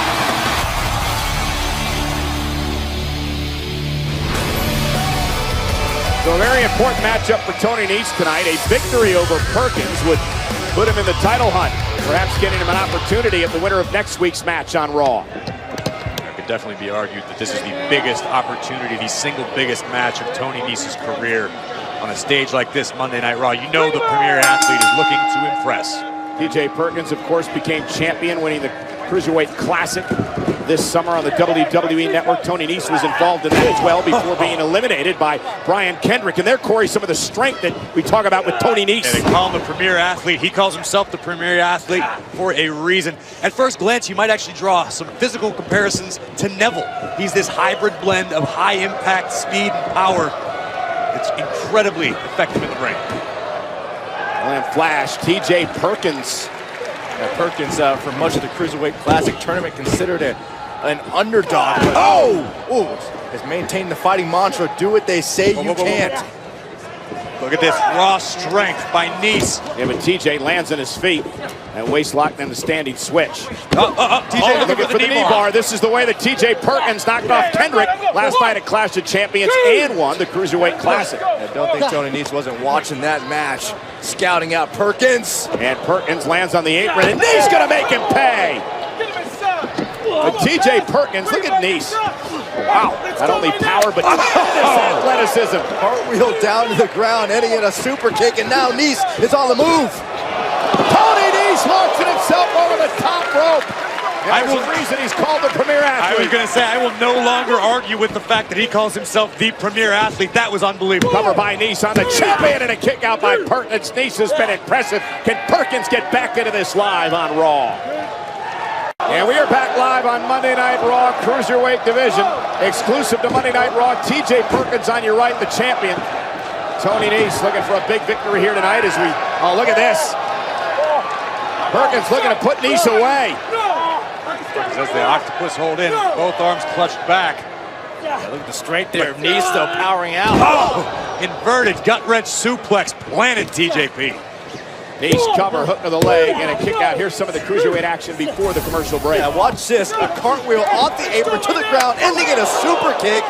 And then Nese wasn't done there. Going airborne with the sole target in mind, TJ Perkins. And landing on his feet, the premier athlete has certainly earned that nickname thus far. And Nese, the leg drop, realizes what's at stake. If he can knock off the Cruiserweight champion here tonight, could be in line for a future Cruiserweight Championship opportunity. And there's an innate hunger here with Nese, who's had multiple WWE tryouts in the past. It wasn't until the Cruiserweight Classic that really opened up the door for Nese now to make a statement here on Raw. Well, and he's here now, and now it's his time to send a message, to make some waves. Imagine what it would do for Nese's career to knock off the Cruiserweight champion his first night on Raw. Sends Nese flying as TJ Perkins looks to rally. Nese is up first to his feet. Inverted atomic drop, and there's the spin kick, caught him in the face. And now Perkins trying to change the tempo of this matchup here. And Perkins can go toe-to-toe as well, whipped into the corner by Nese, up over the top. Neckbreaker.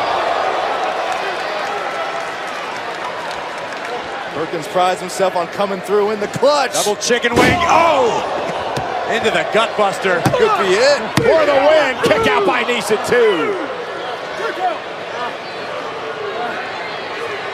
Again, just as much pressure as there is on Nese to make a statement, there is on Perkins to make a statement to the entire division that he truly deserves to be Cruiserweight champion. Make a statement to the entire WWE universe.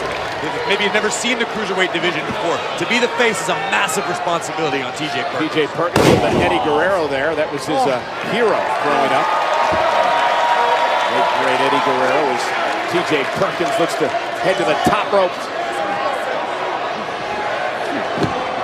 Nese though with a slap hand champ. Brutal open hand strike to the side of TJ Perkins' face. Now Nese has bad intentions in mind for the Cruiserweight champion. Yeah, but Perkins blocks. That boot, and Perkins went for the for a tornado DDT. What power by Tony Nese. Nese was able to counter To stop the momentum of Perkins. And Perkins in trouble. Running knee to the skull. Nese looking to pin the champion. Hooks the leg. Did he get a no? Perkins at 2.5. You can't say Nese did not come prepared for this opportunity. That was incredible.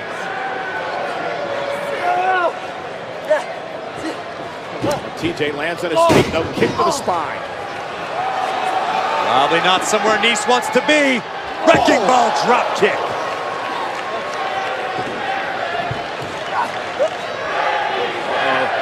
Fireman's, we just set up for that knee bar. Calls it the detonation kick, and here comes the knee bar. The knee bar locked in. Is Tony Nese going to tap out? And he does. Tony Nese taps out the Cruiserweight champion, TJ Here's Perkins. your winner by submission, the WWE Cruiserweight Champion, TJ Perkins. And now TJ Perkins heads to his hometown of Los Angeles next week to defend his Cruiserweight Championship against Brian Kendrick live on Monday Night Raw. Well, WWE and NBC are celebrating Hispanic Heritage Month, paying homage to great Hispanic leaders and athletes. Tonight, we honor former WWE World Champion, Hall of Famer, Pedro Morales. Guys, I got a feeling this is going to be a celebration overload. A very special highlight reel where Chris Jericho welcomes his best friend and the man who is still WWE Universal Champion, Kevin Owens. Next, live. And our general manager, Mick Foley, has made it official. Next week, live on Raw from Los Angeles, Charlotte will defend the Raw Women's Championship against Sasha Banks. The Staples Center in LA, Raw live next week.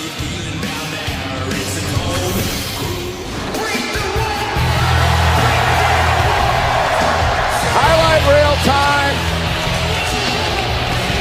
Ladies and gentlemen, please welcome Chris Jericho. You know, Chris Jericho will be welcoming, well, his best friend to the highlight reel tonight, Kevin Owens. Jericho's been telling the world over the past few weeks how Kevin Owens is his best buddy now. Well, last week, Jericho had some comments about actors Ashton Kutcher and Danny Masterson. Earlier today, on social media, Ashton and Danny would respond. We play best friends on TV. We're best friends in real life, and now we play brothers. We're such good friends. We like graduated to brother status on the ranch, and now you're trying to like act like you're better friends with Owens, and we are. You're not. You guys aren't even friends, by the way. You think you're friends, but you're not real friends. So check it out. So Raw is going to be in Los Angeles. Yeah, can't wait. Next Monday. Yeah. So maybe we need to show Jericho what real friends are about. I mean, we could stop by. I mean, it is LA. It's our backyard. Yeah. He's a little bit bigger than us, right? He's bigger than you. Bigger than me. Okay, so you got him? I mean, I'm grown up. Okay, good. I'm a grown up. All right, so maybe I'll grab his legs and you grab him at the top. I'll go high, you go low. Okay, I'm going to go low. Jericho, we're coming at you. We're going to go. I'm going to We'll see you at Raw.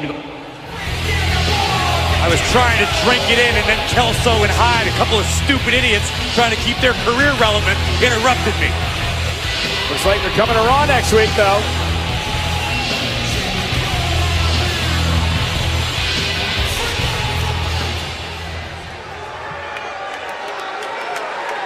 Quiet. Quiet. Quiet. Quiet. Quiet. Quiet. Quiet. Quiet. Quiet. Be quiet, because tonight is the most anticipated highlight reel in WWE history. But first, I want to address Danny Masterson and Ashton Kutcher. How dare you two muttonheads insinuate you're better friends than me and Kevin Owens? That isn't possible. Nobody is better friends than me and Kevin Owens. So if you do decide to show up to Los Angeles next week, you know what's gonna happen, right? I'm gonna put you two on the list of Jericho. And when I do, you're not gonna like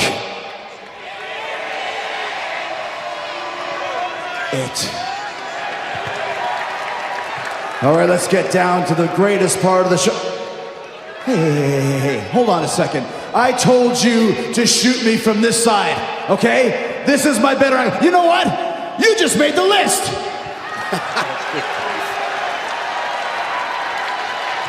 Unnamed cameraman on the list. Oh, by the way, you know who else is on the list, you stupid idiots? Huh? Seth Rollins is on the list. Oh yeah, you know why? Because poor Seth got hurt again. I've been in the WWE for 17 years. I've never been hurt. Seth Rollins has been here for like a year and a half, and here he is on the injured list again. But here's the good news. The man who put him on the injured list, the man who hurt Seth Rollins, is my guest tonight. Oh yeah, he's my best friend. He's the longest running WWE Universal Champion in the history of the business. Welcome my guest tonight, the champ, Kevin Owens! And the bromance continues. Listen, most of us long for friendships this genuine. At this rate, I think Chris Jericho should be co-Universal Champion. He might as well be after the shenanigans he pulled last night at Clash of Champions.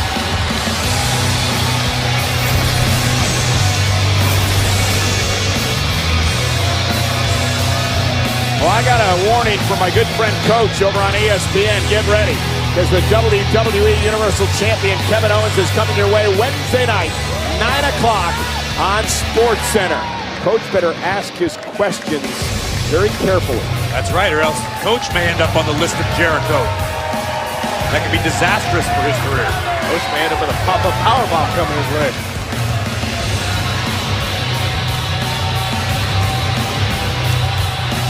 Oh, there's Matthew.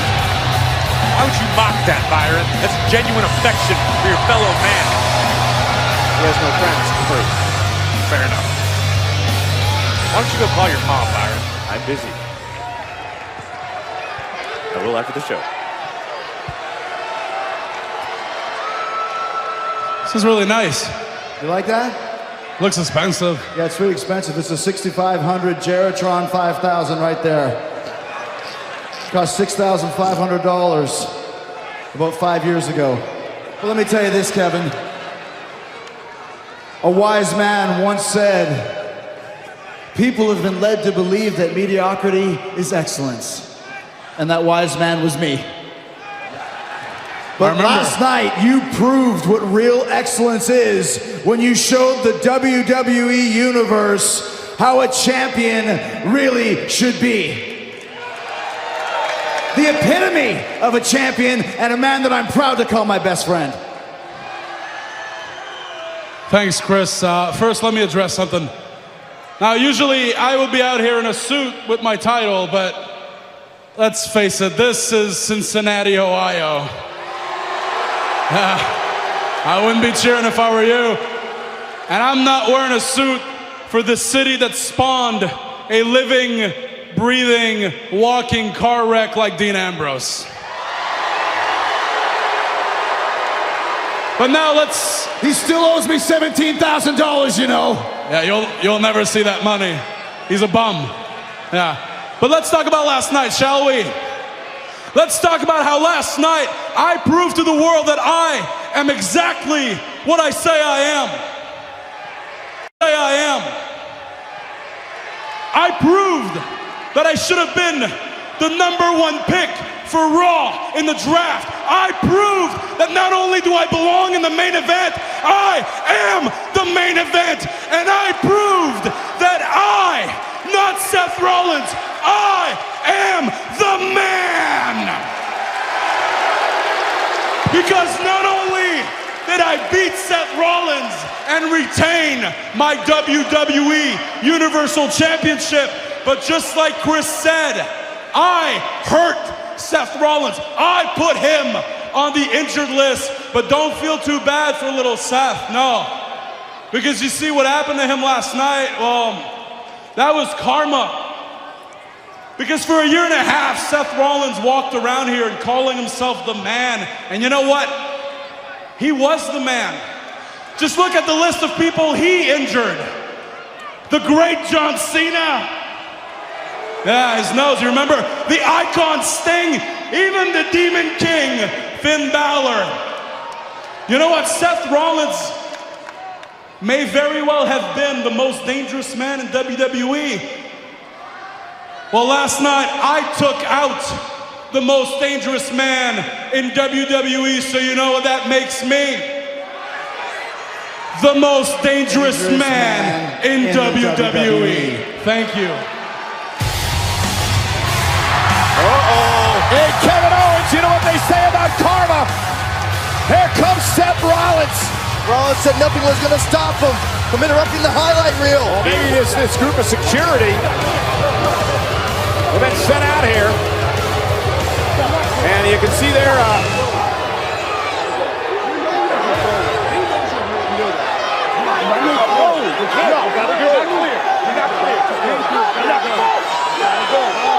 General Manager Mick Foley on the scene.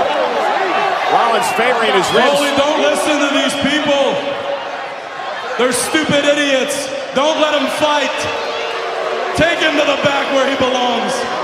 Come on, Rollins. Yeah, give him a little doctor's note that says, can't wrestle because Kevin Owens broke me in half. Get him out of here. This is my time. Come on, Steph. Go redesign, rebuild, reclaim your couch, buddy. Well, Seth not medically cleared to be here, and General Manager Mick Foley doing his job protecting an investment here. You know it's eating Rollins alive, but he doesn't want to do something he regrets. You didn't like that, did you, huh? You wanted to see Seth Rollins come down here and beat us up, didn't you? Huh?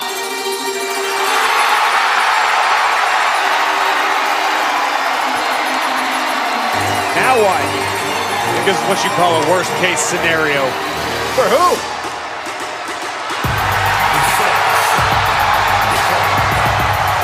Certified G's in the house.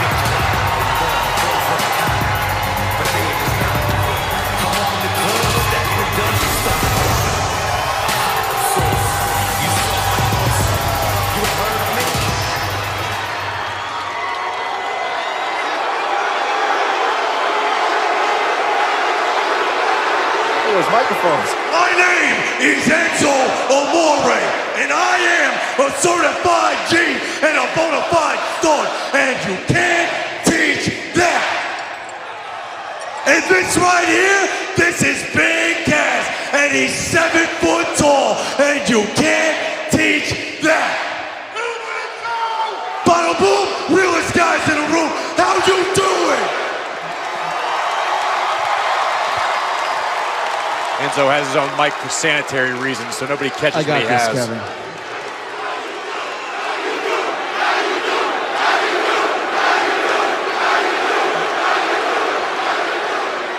Oh, we're doing just fine. Thank you very much. Okay, and why wouldn't we be? We're best friends. We're on top of the world. We are the WWE Universal Champion. Everything is going just hunky-dory for us until you came down, all right? Until you interrupted us. So you know what, Enzo and Big Cass? You're on the list. It's Enzo. It's Enzo. You wrote Esno. Enzo. Thank you. There's two S at Big Cass. There's no spell check on that. So list. you're giving out gifts, right?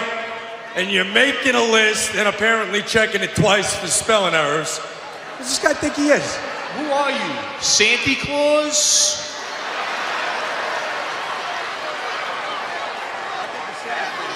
Maybe I am Santa Claus.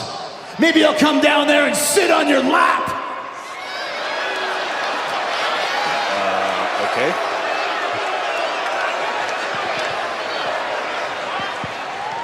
What did you just say?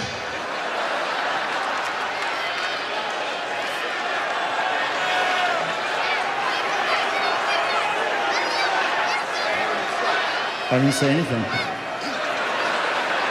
No, Chris, you definitely said something. Can you repeat it? No, I didn't say anything. You said you were going to come down here and sit on my lap. No, I didn't. No, I never. Did not. Besides the fact that people sit on Santa's lap and Santa, it doesn't matter. You definitely said you were going to sit on my lap. Nope, I said I was going to punch you in the face. Chris, you did not say you were going to punch me in the face. Yes, I did. You did not say you were going to punch me in the face. Yes, I did. You know what? You didn't, and I'll prove it, okay? Did Chris Jericho say he was going to sit on my lap?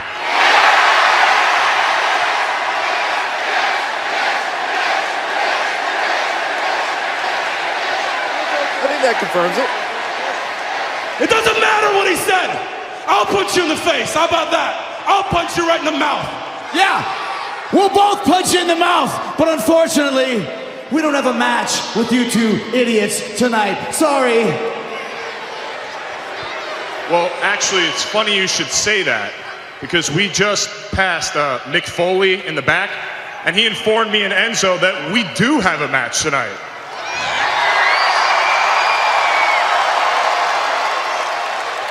Against Chris Jericho and Kevin Owens right here in Cincinnati, Ohio. Yeah, I like it.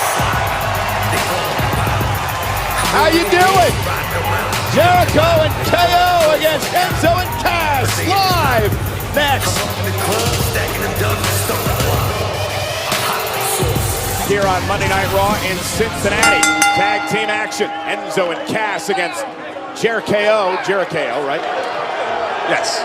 Chris Jericho and Kevin Owens. I just like to say how much I admire Chris Jericho for taking a match like this impromptu. He was out here to do the highlight reel with his best friend, and these two lowlifes come to ringside and challenge him to a match that they got without Jericho or Kevin Owens' knowledge. Such best friends. If Jericho hands Owens his $750 scarf, and Owens just tossed it away like it was nothing. Chris Jericho with a victory over Sami Zayn last night at Clash of Champions. Now teaming with his best buddy in the whole wide world, Kevin Owens. But you want to talk about best buddies? How about Enzo and Cass? Been friends since they were teenagers. Big Cass is simply Enzo Amore's meal ticket. You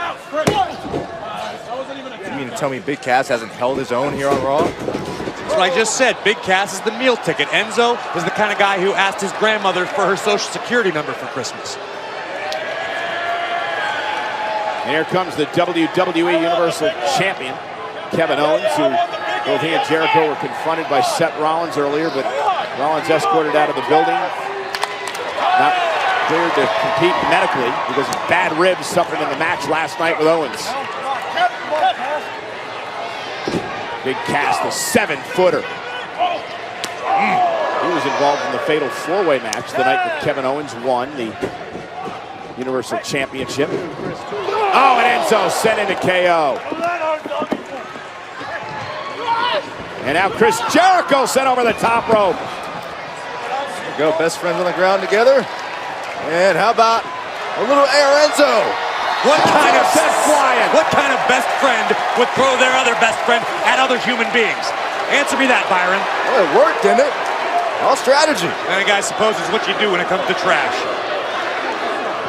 Tag. And Big Cass is legal. There's nothing legal about Enzo Amore. Cops are probably looking for him right now. For what? Who knows? A myriad of things. Tag to Jericho. Got to be some sort of law against that haircut. Former 6-time WWE World Champion. I think you're jealous of the leopard shepherd mane there, Corey. Saxton, go home. Sidewalk slam. Go feed Tammy the tummy. Oh, one to Kevin Owens. Yeah, Owens got fed with a sidewalk slam. Big Cass, the full head of steam. Yeah. But the veteran ring awareness of Jericho pays off. Yeah, and Cass might have hurt his left leg when he came over the top rope. He grabbed at the back of the knee. And now Kevin Owens, who's so dangerous, especially when his opponent shows weaknesses on the attack. Kevin Owens and Chris Jericho taking it to Enzo and Cass here, live on Monday Night Raw. And Monday Night Raw is live tonight in Cincinnati, Ohio. Tag team action. Jericho teaming with the WWE Universal Champion Kevin Owens against Big Cass and Enzo Amore. And Big Cass looking to make a tag to Enzo. Enzo is dying to get in here. Big Cass inching closer to make the tag. WWE Universal Champion has a hold on the leg. And now Jericho and Enzo. Enzo like a mosquito flying around the ring. It's not pretty, it's scrappy, but it works. Enzo all fired up. What do you call that? Oh, clothesline. Running man. Enzo gonna go up top and fly. Little dab for you. Crossbody. Lateral press on Jericho. Kick out at 2. Oh! And Kevin Owens, a knee right to the face. And now Kevin Owens going to take advantage, knocking Enzo over the top rope. And Jericho from behind, looking to steal one here. Shoulders down, kick out at 2.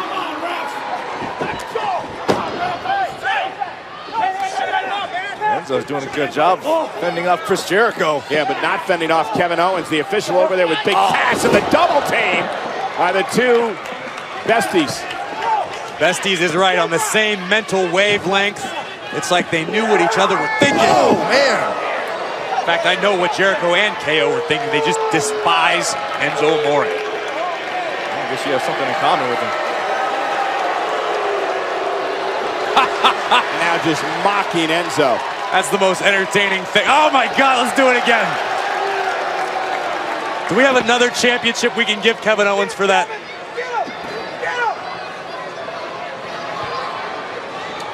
Enzo trying to make it over to Big Cass, and Kevin Owens not going to allow it to happen. Trying to stomp on the fingers of Enzo. Now he did. Now he's just rubbing his face in it. Oh! Kevin Owens to a T. Not only would beat you down, but just loves to mentally disrupt your thought process. Smack talker. I mean, to be fair, I'm pretty sure Enzo's thought process is always disrupted. Talk some smack. What's your smack? Oh! Jericho trash talking as well. Oh! Check him out. That hurt. Oh! Did that hurt? Come on, back it up. One. Who's driving the knee into the side of the neck? And there's Jericho taking advantage. Our official distracted. This Jericho is very familiar with the rules and what he can and cannot get away with. You can't be mad at him for taking advantage of a situation. Well, Mr. Kutcher and Mr. Masterson are watching this match and watching what Kevin Owens is doing to Enzo here.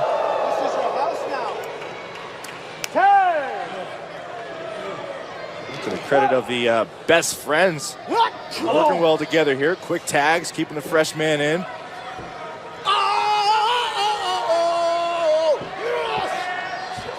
Now Chris Jericho showing off vertical suplex. Delivered Enzo. the lead singer of Fozzy? Been a clinic so far. Come on, baby! That was rubbing salt in the wound.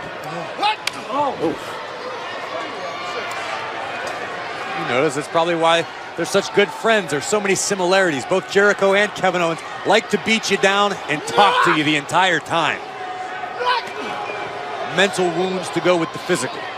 Those physical wounds are getting worse here with every shot that Jericho's delivering to Enzo. Make him drink it! Top rope now. Jericho looking to put Enzo away. High risk maneuver. Enzo blocks. Enzo blocked again. Jericho's in trouble. Enzo fighting back. Credit where it's due. The worst state in the union with that New Jersey mentality. Enzo keeps on fighting. Oh, drop kick by Jericho. Enzo got caught. Enzo has no clue where he is, and Kevin Owens is laughing in his face. That's a classy champion he is. Let's take another look at this. It was a thing of beauty. Veteran instincts of Chris Jericho. Drop kick right to the heart of Enzo. He's out on his stupid feet. Big Cass dying to get into this matchup. Not much Big Cass can do is just watch this punishment, this onslaught. Oh, continue. KO with a senton, crushing the midsection. Cover. Enzo at 2.5. Enzo reached out, not even knowing what corner he was in, just out of pure instinct. And he shouldn't even be out of NXT. Just again that senton. Oh, my chest of Enzo. Come on!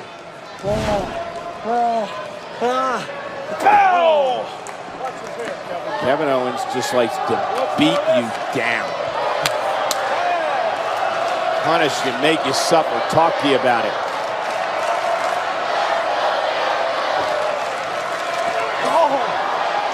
WWE fans here in Cincinnati trying to will on Enzo Amore. What you gonna do? What is it? Huh? What is it? Come on, Enzo! Go! Enzo, to his credit, still swinging. Still fighting back. Oh. Elbow floors him. Come on! 1, 2! And Enzo weakly got the shoulder up at 2. With a back elbow. Barely able to get his shoulder up. Enzo's just been beaten to a pulp by Jericho. Come on, ref! What do you say, Enzo? Come on! Cass wants in this match. Enzo's got to make a tag. Wild eyes on Big Cass.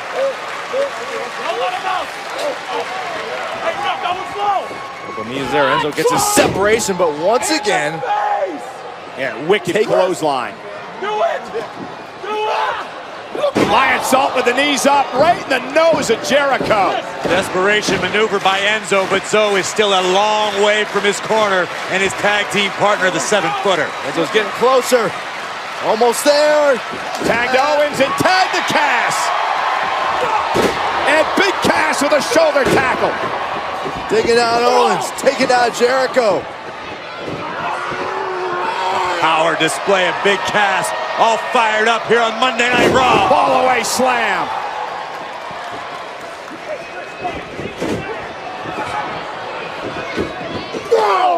Stinger splash in the corner. Jericho top rope. One of the perks of being 7 feet tall is you can kick a man out of the sky like that.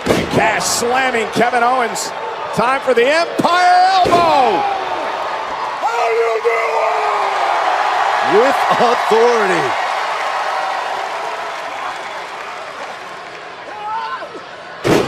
Down goes Jericho.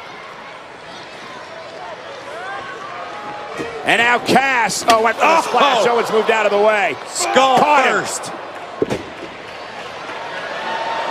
And just like that, looks like advantage Owens. And a big boot again. Oh, maybe not. Tag. Looking for bada boom shakalaka. But Jericho's back in the ring. Oh, brazen slap to the 7-footer. Yeah. Jericho, what are you thinking? Not clearly. Oh no, Jericho's gonna pay. Big boot. Cass himself spilling to the floor. Yeah, Enzo and Owens are the legal men. DDG. Enzo looking to pin the WWE Universal Champion and a kick out of 2. Oh my goodness. Can you imagine? Can you imagine if Enzo Amore pinned Kevin Owens here tonight? We would all be out of jobs. We would be out. The WWE Universe would collapse on itself. Kevin Owens, though, follows it up with a wicked clothesline, turning Enzo inside out. Well, maybe that's not going to happen. All is right in the world. Up goes Zoe. Power bomb. And Kevin Owens and Chris Jericho pick up the victory. Here are your winners, Chris Jericho and the WWE Universal Champion, Kevin Owens. Well, guys, there's no doubt Kevin Owens is having a hell of a week. Standing side by side with his best friend. Big victory here tonight for Jericho. The Kevin Owens Show continues. Good night, everybody, from Cincinnati.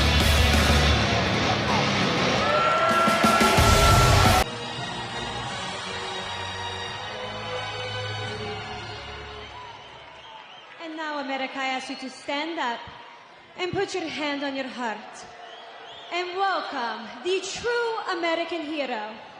He is the greatest United States champion and a true family man. And he is my husband, which means he is the only man that can have me. Welcome, the Bulgarian Brute, Rusev! Rusev Kudria, Rusev Machka.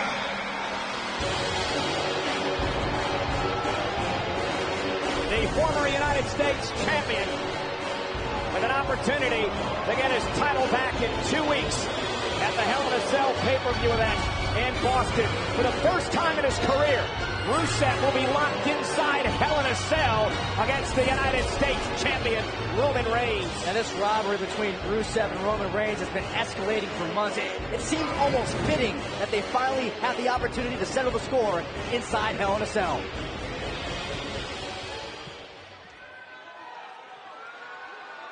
In 2 weeks' time, I have the opportunity to crush Roman Reigns inside the Hell in a Cell. Stop your USA chants!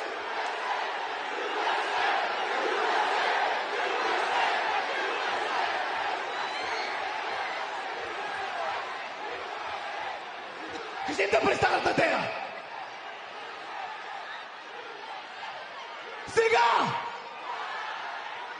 ktoś styga? Styga! Не мога да им кажа. Какво да им говоря на тези бойци?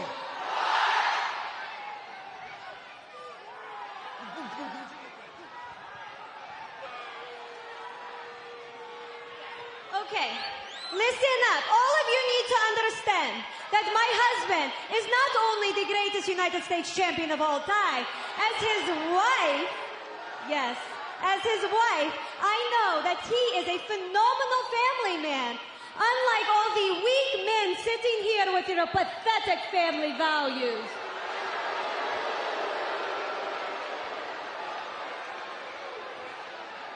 And speaking of family, I know that Roman Reigns run around talk about his family all the time.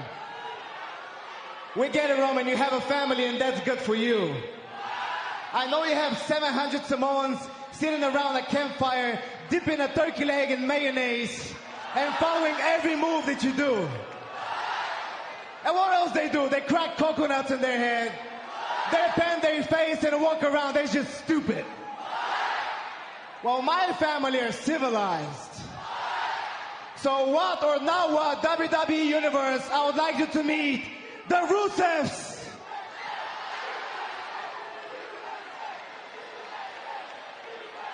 Now, every strong family needs a strong backbone, and that is my mother, Slavka, Mama Rusev.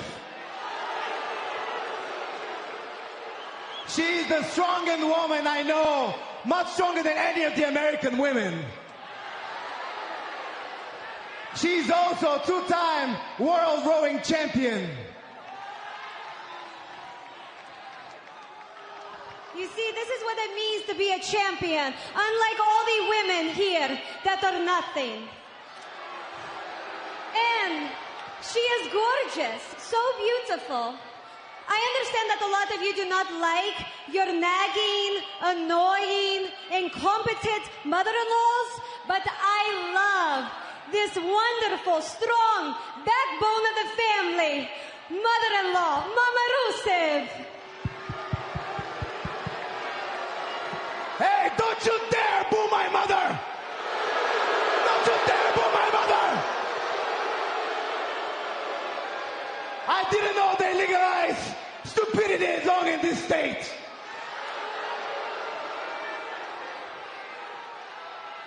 Now let's meet my father, Papa Rusev. Stop! You can see where I get my good looks from. And this man is a legend. He served in the military for 3 years when he became a wrestling champion. And even to this day, he's got his beautiful looks. Next picture. Look at him. That's a real man. A strong man. We love you, Papa Rusev. Don't you start again. I have a lot more family members. Now meet my brother, Brother Rusev, who happens to be the best chef and run the best restaurant in all of Bulgaria. Dimitar, look at him. And then we move on to the gem of the Rusev, my grandma, which I call Babushka. You can see her right in the middle. And right in front, you can see my family dog, Maguerta, who happens to be champion and win multiple dog show awards all over the world.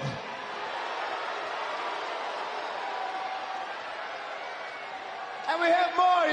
Look at the award. But then we have more. We have my cousins who happen to play football. Come on, go to the next picture. You can see clearly my cousin in the upper right corner. His name is Zivko, who happens... Oh, thank goodness. Thank goodness nothing, Saxon. I was enjoying that. I had no idea that Rusev descended from such a powerful, beautiful family.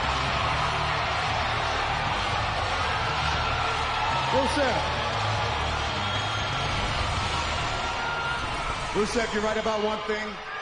I've got a big family. But I'm not talking about my bloodline now, man. I'm talking about the Roman Empire.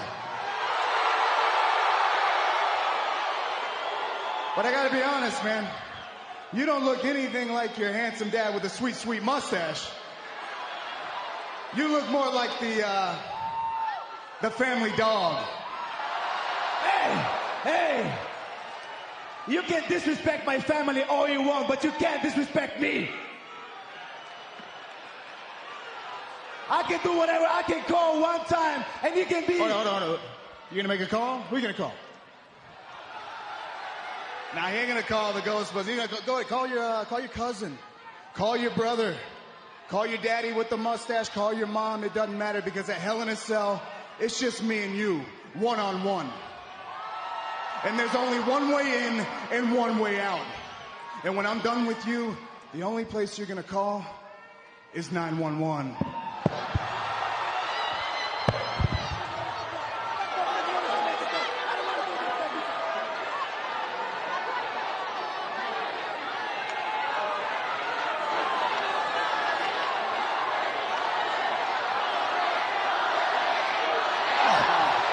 And a super kick.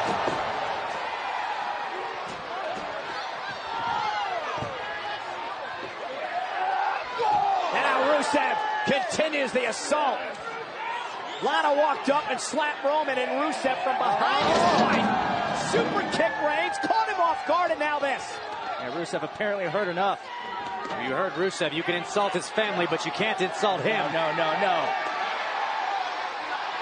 And just like this, anything goes inside Hell in a Cell. Rusev will have everything at his disposal. This is personal for Rusev, and it's about the United States Championship. It's about the United States Championship. It's about hurting each other. Rusev is trying to get a head start on right now.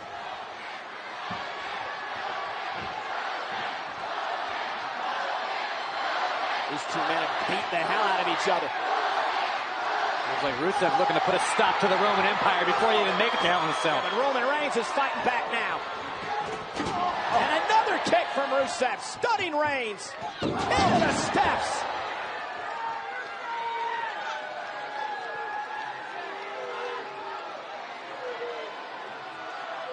Well, this is some of that vicious aggression that will serve Rusev well inside Hell in a Cell.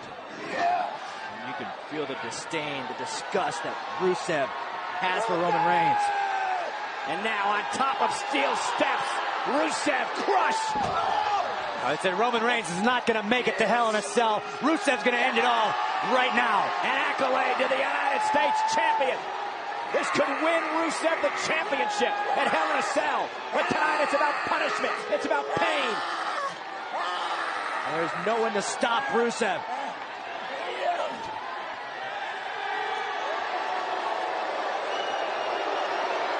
With Lana involved and Rusev's family, this has become so personal.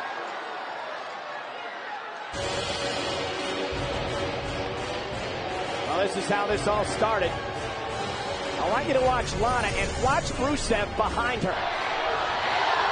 Yeah, first the slap by Lana, followed by the kick. Conveniently laid out plan by Rusev, who wasn't done. Rusev launching the steel ring stairs into the skull of Roman Reigns.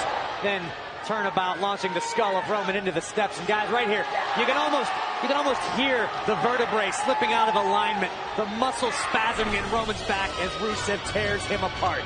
And all this can happen inside Hell in a Cell because anything goes. You win via pinfall or submission. There are no disqualifications.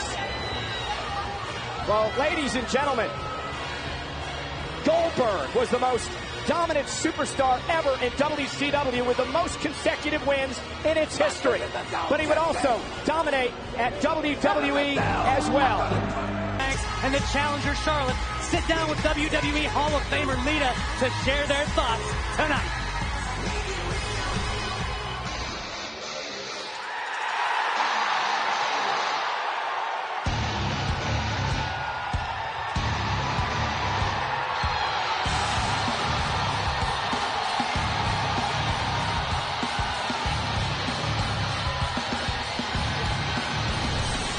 Ladies and gentlemen, please welcome Chris Jericho and the WWE Universal Champion, Kevin Owens. confident Kevin Owens. But it was last week here on Monday Night Raw in our main event that it was Owens' best friend Chris Jericho one-on-one versus Seth Rollins. If Jericho won, then it'd be a triple threat match with a Hell in a Cell for the title. Yeah, back and forth matchup between Rollins and Jericho, both with a vested interest in this matchup.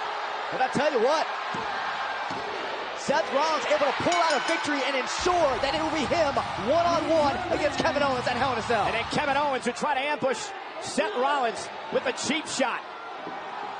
But Seth Rollins would not be denied. He attempted a pedigree on Kevin Owens before Owens was saved by Jericho. But then Rollins would turn the pedigree around to Chris Jericho as Kevin Owens was nowhere to be found. And ladies and gentlemen, in 2 weeks in Boston, Massachusetts, inside the structure known as Hell in a Cell, Kevin Owens defends the WWE Universal Championship against Seth Rollins.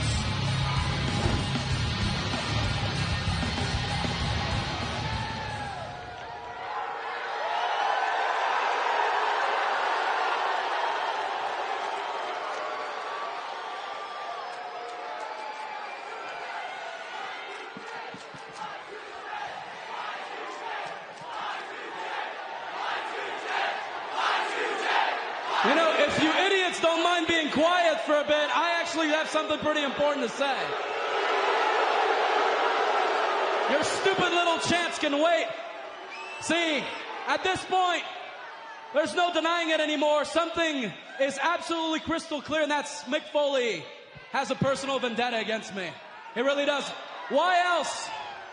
Why else would he risk shortening my career by forcing me to defend my WWE Universal title against an undeserving Seth Rollins in Hell in a Cell? Oh, wow, another irrelevant chance. Quiet. Yeah, do that thing where you Quiet. Yeah. Quiet. There we go. Quiet. Quiet. Quiet. Quiet. Quiet. Quiet. Quiet. I said quiet!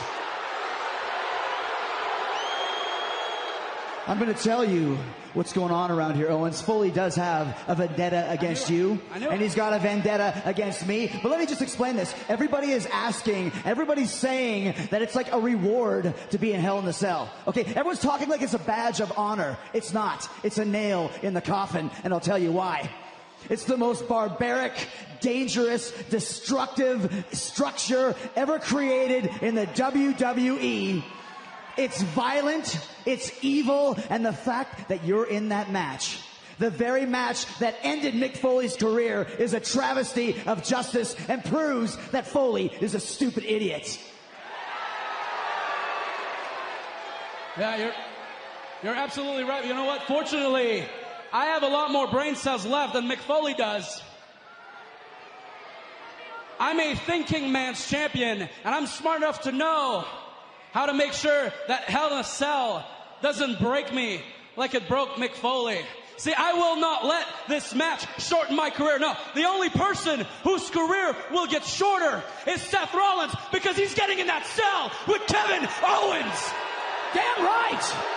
And years from now, all you idiots will still be talking about the hell that I put Seth Rollins through, and you will still be calling this the Kevin Owens Show.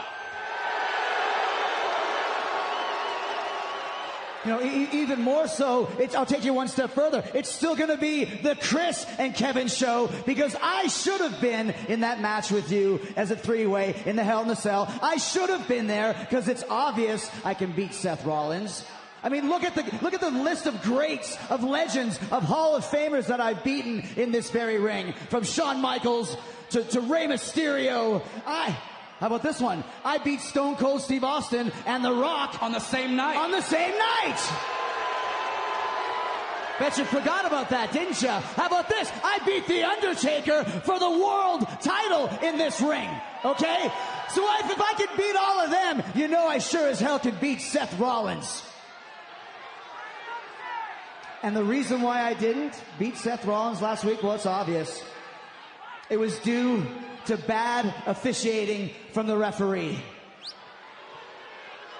That's right. Well, Horrible referee. terrible. I don't even know how he still works there, but you know what, Chris? You know what? You know what happens? You know what that referee deserves. You know what he deserves? Yeah, I do. You know what's going to happen to him? Do it. You got to do it. You know what happens when you aren't good at your job around here? You know what happens when you do things the wrong way around here? You know where he belongs? I'll tell you right now. Rod Zapata, WWE official. You just made the list! Oh, you want to cheer for that? Well, cheer for this. At Hell in a Cell, Seth Rollins will be having a swan song because you know what? I've already replaced him as the man. And in 2 weeks, I am going to retire him.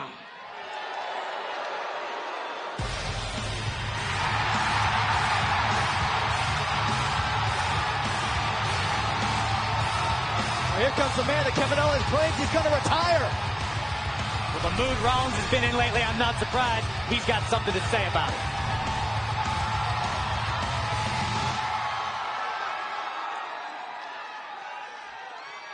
You gonna retire me, Kev?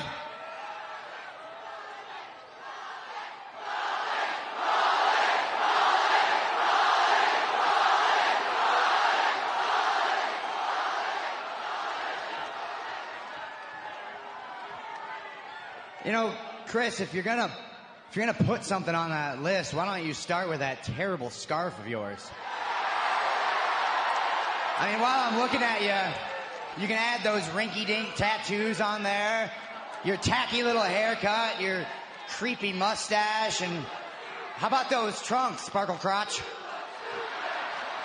What? Sparkle Crotch. They're sparkly, rhinestones all over the place. Sparkle Crotch. Go ahead, get it on the list, write it down. Sparkle Crotch. I'm going to say this one time. I am not Sparkle Crotch. And you know what happens to you for calling me that, Rollins? Hey, save yourself, all right? I know how the list works. I'm sure I'm already on it. Not yet. But you will be. Ooh, I'm terrified, Chris. The truth is, if you're really going to put anything on there, it should be your friendship with Kevin Owens. I mean, unless you consider a good friend being someone who stands idly by and watches while you get pedigreed 2 weeks in a row. I would never let that slide. See, that's typical Seth Rollins, right? They're always assuming the worst in people. See, Seth, that's why you don't have any friends at all. You're just not a very good person. See, Chris and I are still very good friends because we've talked about what happened these past few weeks, and we understand that one of us has to stay strong for the good of the team. Okay? I get it, Kev. You stay strong, and Chris stays weak. That's not what I said at all. Oh, weak? Weak? Do you know who you're dealing with, Rollins? Huh? I am a 6-time world champion, okay? I am the best in the world at what I do. Do you understand what I'm saying to you right now? There's a reason why I have GOAT written on the back of my trunks. It should say Sparkle Crotch. But I mean, it's on the back, so it might be Sparkle Ass, actually. I don't know. Rollins, I can beat you anytime, any place, anywhere. You dig? I dig, Chris, so, I mean, Denver's as good a place as any. Right now is as good a time. So why don't we put these mics down and get to fighting and have ourselves a little rematch? But, wait, before we do that, I gotta ask, what's Kevin gonna do? I mean, are you gonna send him to the back and try to prove that you can actually beat me, or you gonna leave him out here? He can be the world's ugliest cheerleader, and he can watch as you get pedigreed for the 3rd week in a row, pal. Up to you. Either way is fine with me. He's leaving. I'm staying. You're leaving. You're leaving. What are you talking about? Why would I leave?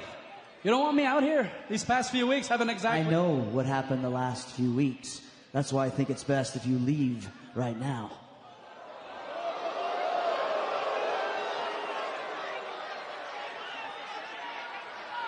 You sure? Listen, Kevin. I know that you're claiming it's for the better of the team, that one guy takes the bullet and the other one doesn't. Just stop it, okay? I know what you're doing. You're the champion now. I am a 6-time world champion. I know all the tricks. But I'll tell you something else. Doesn't change the fact that you're still my best friend, okay? Doesn't change that. That's right. He's my best friend. It doesn't change the fact that you're still going to have my back no matter what, but I have to remind this guy and all of these stupid idiots in this arena tonight and watching at home who they're dealing with. I'm Chris Jericho, damn it! That's right, you are Chris Jericho. And you can beat Seth Rollins on your own. You do it! Do it! I'll be here in spirit. All right, let's do this thing. Kev, get your hands off Sparkle Crotch. Get on out of here. I got a match to win. General Manager Mick Foley, make this official. Make it Rollins and Chris Jericho. One-on-one with no Kevin Owens out here. Please. Live next on Monday Night Raw. Do it. To break, General Manager Mick Foley made this match official, a rematch from last week on Monday Night Raw. Seth Rollins versus Chris Jericho. And you may notice that, Byron, Chris Jericho's best friend, Kevin Owens, isn't at ringside. Yeah, I gotta admit, that was a pretty impressive job by Rollins to kind of cause some tension between Jericho and Owens and make sure Owens would not be at ringside for this match. They don't call him the architect for nothing, Byron. Chris Jericho talked himself into this matchup tonight, telling Seth Rollins he can beat him any place, anytime. Reminding the world he's a 6-time world champion. Ooh! And yes, his history is correct. He did beat Steve Austin and The Rock on the same night. Well, as impressive as that list of accolades was by Jericho, what's to say Rollins couldn't have achieved the same thing? It was a different time. Rollins still may achieve those great heights in his career as he's whipped into the corner and Seth Rollins plowing through Jericho. He would just stand Sparkle Crush. Byron, let's not perpetuate that, okay? Ask him. Seth Rollins will be locked inside the Hell in a Cell structure in 2 weeks in Boston for the WWE Universal Championship against Kevin Owens. Nice drop kick by Rollins. And Chris Jericho takes a breather. It'll be the second time in Seth's career that he will enter Hell in a Cell. He won his first matchup a couple of years ago. Kevin Owens has never been inside Hell in a Cell. And yet Kevin Owens is confident enough to come out here and say, I'm going to retire Seth Rollins after Hell in a Cell. After saying that the general manager, Mick Foley, has a personal vendetta against him. If you're talking about confidence, you have to throw Rollins in that conversation for just even accepting this match. Less than 2 weeks away from Hell in a Cell to accept a match with Chris Jericho, in my opinion, is kind of insane. I don't know why you wouldn't want to go into Hell in a Cell 100%. You know Rollins. You know Rollins a long time, Corey. Oh, watch out. And Jericho, there's a backbreaker, knee right to the spine.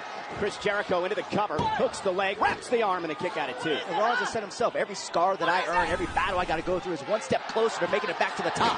And again, the impact to the back of Seth Rollins, and to Corey's point, so close to Hell in a Cell. Can get dinged up pretty bad. And Chris Jericho, who's been in Hell in a Cell before, you heard the way that he described this structure. Barbaric, dangerous, destructive. The match that ended Mick Foley's career. Now Rollins hung up on a second rope. What impact. And Chris Jericho is dominating. Take another look at this backbreaker. Bang! Oh, the lower back of Seth Rollins just bending in half across the knee of Jericho. Completely devastating. Jericho takes the fight for Rollins and rib first into the barricade. And Chris Jericho now bouncing Rollins face first. No doubt, Jericho's extra motivated here tonight after claiming that he could beat Seth Rollins anytime, anywhere, any place. Now he's got to back it up. He blamed, quote, bad officiating on his loss last week. Jericho runs right into a boot by Seth, looking for the pedigree here on Jericho, but Jericho. Sunset flip for Rollins. Rollins, and a kick out at 2 by Chris.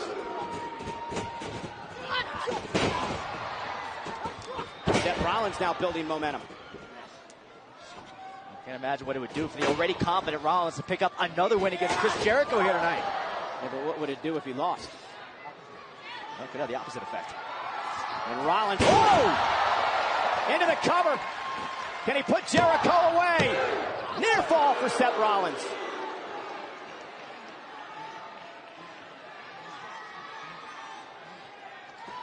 Rollins, we've just seen the last couple weeks just operating like a man who's got nothing to lose, everything to gain. And it all could happen in Hell in a Cell. Well, he understands what it's like to be locked inside the structure. Jericho rolling up Seth Rollins, looking for the walls, trying to spin Seth onto his stomach here in the middle of the ring. No. Seth rolling him up much like last week. Almost had him.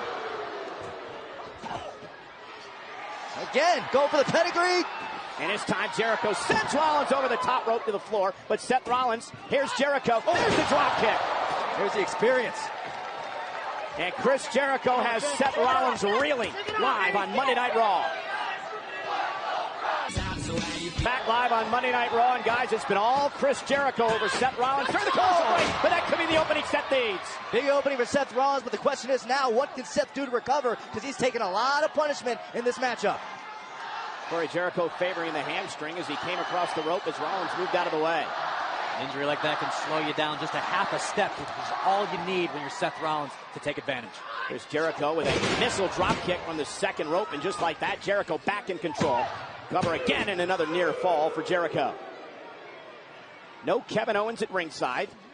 Chris Jericho told Owens he wants to do it alone after Seth Rollins did a pretty good job trying to drive a wedge between the friendship of those two men. Although there was a big hug as Owens left the ring. Yeah, but you know, back at Jericho's mind, look, he would have loved to have turned that Hell in a Cell match into a triple threat and given himself an opportunity to become WWE Universal Champion. Byron, you need to quit speculating. Seth Rollins can drive a wedge between Jericho and Owens. You cannot. You think Jericho wouldn't want to be Universal Champion? Sure he would, but it's his friend's championship right now. As long as one of them is champion, they're both satisfied. Right. It's all about the team, right? Oh! That's something you should learn, Byron. Rollins hanging on, and a running knee from Seth Rollins. Once again, Rollins buys himself an opening. Remember, the ring will be enclosed by the Hell in a Cell structure in 2 weeks for the Rollins-Owens match. 20 feet high, 5 tons. Oh, face first off the second turnbuckle goes Jericho.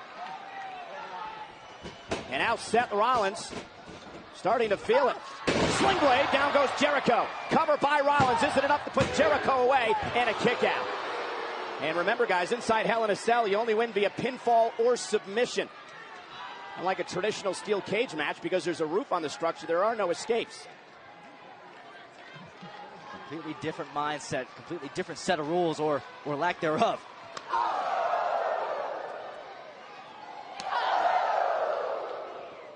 You've got to wonder, the longer this match goes on, how much the elevation will come into play here in Denver. We know all sorts of athletes have to train specifically for this sort of situation. Rollins and Jericho are elite. Will it have any effect? Oh, and an elbow catches Rollins. Lion Song! Chris Jericho said he can beat Rollins any place, any time. Is it tonight? No, not right now. Remember, it was only a couple weeks ago Rollins had that rib injury, so you got to wonder if that's coming into play.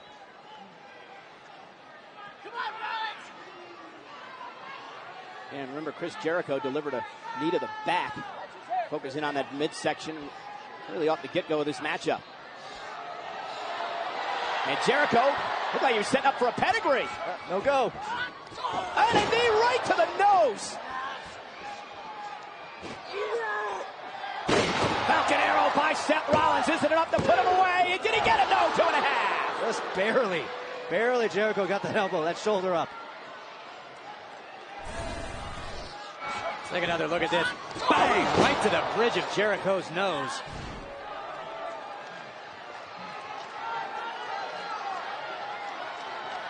What's Seth going to do here? He's got Jericho in trouble.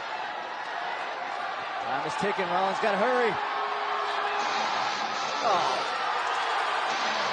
Oh, Seth was up on the top rope, and here comes Kevin Owens. So much for promises. Yeah, what happened to Kevin Owens not being out here? The WWE Universal Champion causing a distraction for Rollins momentarily, but Seth launches himself out of the ring to take out Jericho. Not quite what Kevin Owens wanted, I believe. Seth's still trying to win this match. Great move by Rollins, just stay in the course. And Rollins with a knee caught him. Oh, it may be deja vu from last week. Stener and rated Owens. Went with a pedigree. Jericho countered. Into the walls. The walls of Jericho. Is Rollins going to tap out? And if he does, he's going to do it looking at Kevin Owens. Rollins is writhing in pain. Walls of Jericho locked in tight. Rollins trying to drag himself to the bottom rope to force the break here. Back to the center of the ring. Does Rollins have anything left? Rollins trying to hang on, but... You're right, how much can he take? One last gasp effort perhaps from Seth Rollins. Almost up, but no. Taken away, Kevin Owens though. Kevin Owens preventing Rollins from getting to the bottom rope. Give me a break. And now the official figures out what Owens is doing. And now the break's going to happen. Yeah, but the damage has been done. Seth Rollins has been in the walls of Jericho for at least a minute. Making him break the hold, which he had to do because Rollins made it to the bottom rope.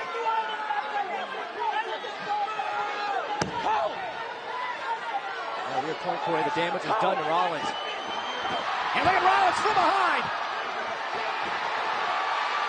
Jericho again counters the pedigree. Oh, and an enziguri. Stunning Rollins. Jericho setting him up with a code breaker, but Rollins caught him. Uh-oh. Pedigree!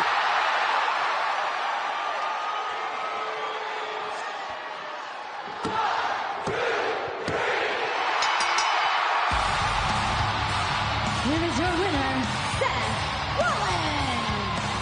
Distraction and all by Kevin Owens. Rollins still pulled it off. And you gotta wonder what Chris Jericho thinks about this. Gotta wonder what Kevin Owens thinks. Looks like he's sweating bullets. You know, you could argue that Kevin Owens cost Chris Jericho the match here tonight.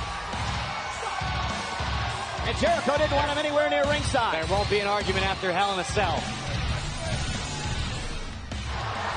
Well, Jericho already had Rollins beat and thanks to Kevin Owens provided the assistant, but rightfully so. Rightfully so, the official made Jericho break the hold. Rollins able to muster up the power to block a code breaker. Bang! Into a pedigree. 3 seconds later, Rollins has toppled Kevin Owens' best friend once again.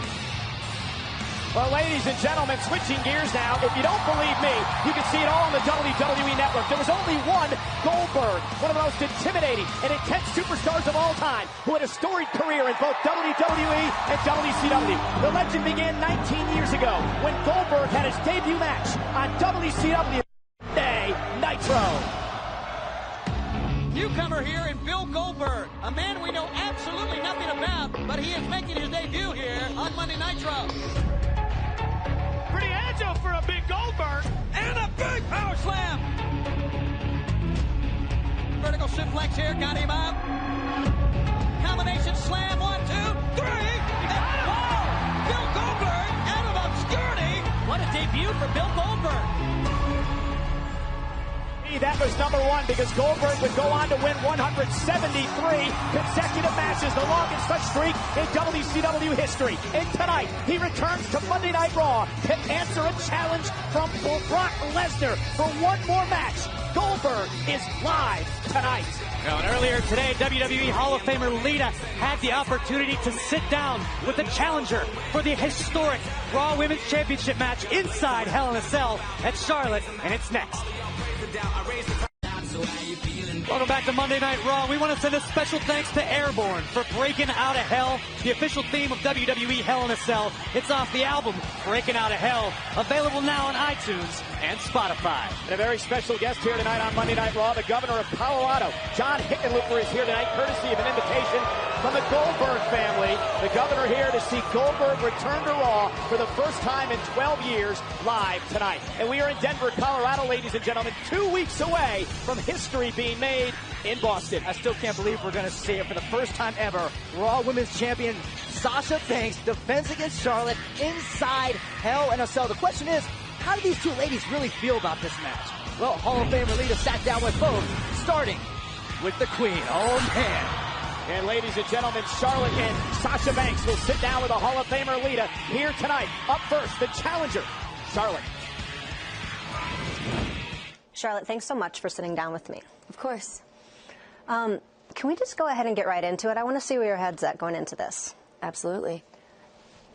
Shawn Michaels, Undertaker, Triple H, Mick Foley. These are the legends associated with Hell in a Cell. And in 2 weeks, Charlotte Flair and Sasha Banks are going to be sitting alongside those bona fide legends. How do you prepare for a match like this? Lita, I'm a winner. I don't prepare. I was born for these moments. There is a reason why no other female has been inside Hell in a Cell. It's because no other female's name was Charlotte Flair. All right, well, Forbes magazine has your back, calling you the greatest female superstar this industry has ever seen. I mean, tell me about the pressure associated with that. It's just spewing facts. I would go as far to say the greatest female or male superstar in the WWE.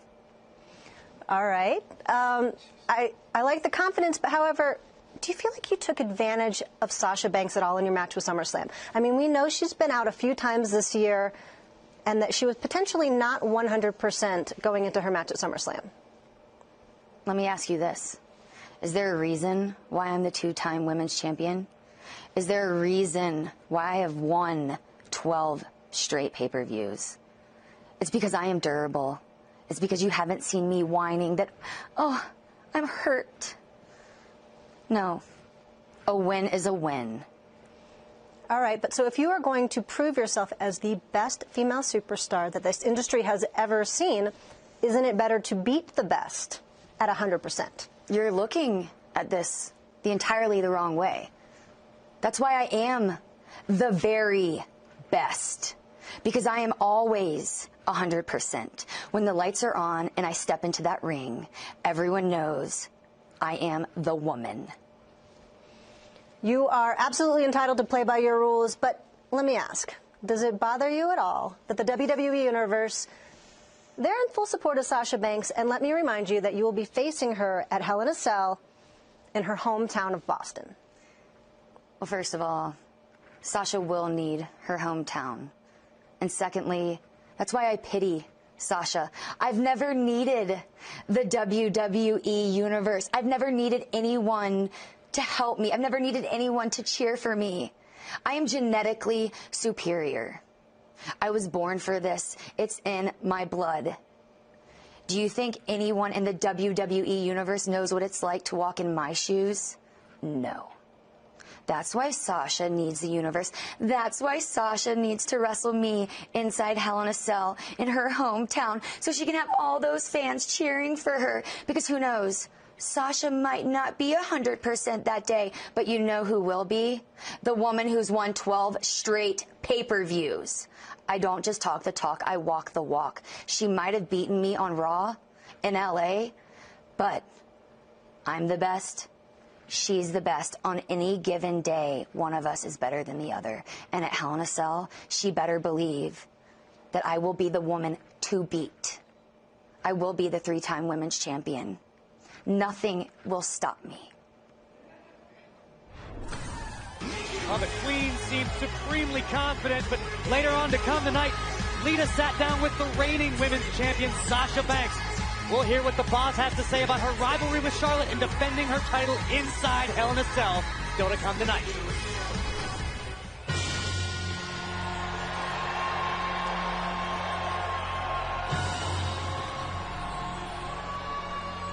We are the Golden Train.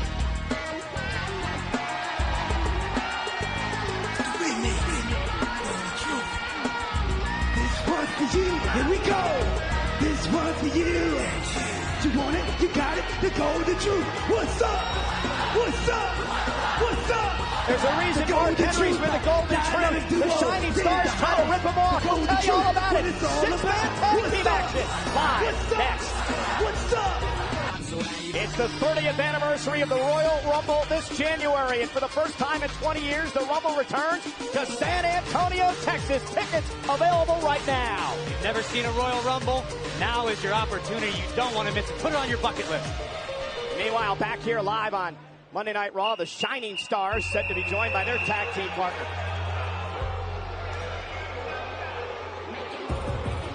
Ladies and gentlemen, on the Raw pre-show today, rumor has it the Shining Stars are trying to rip off Mark Henry by selling him fake Rolexes.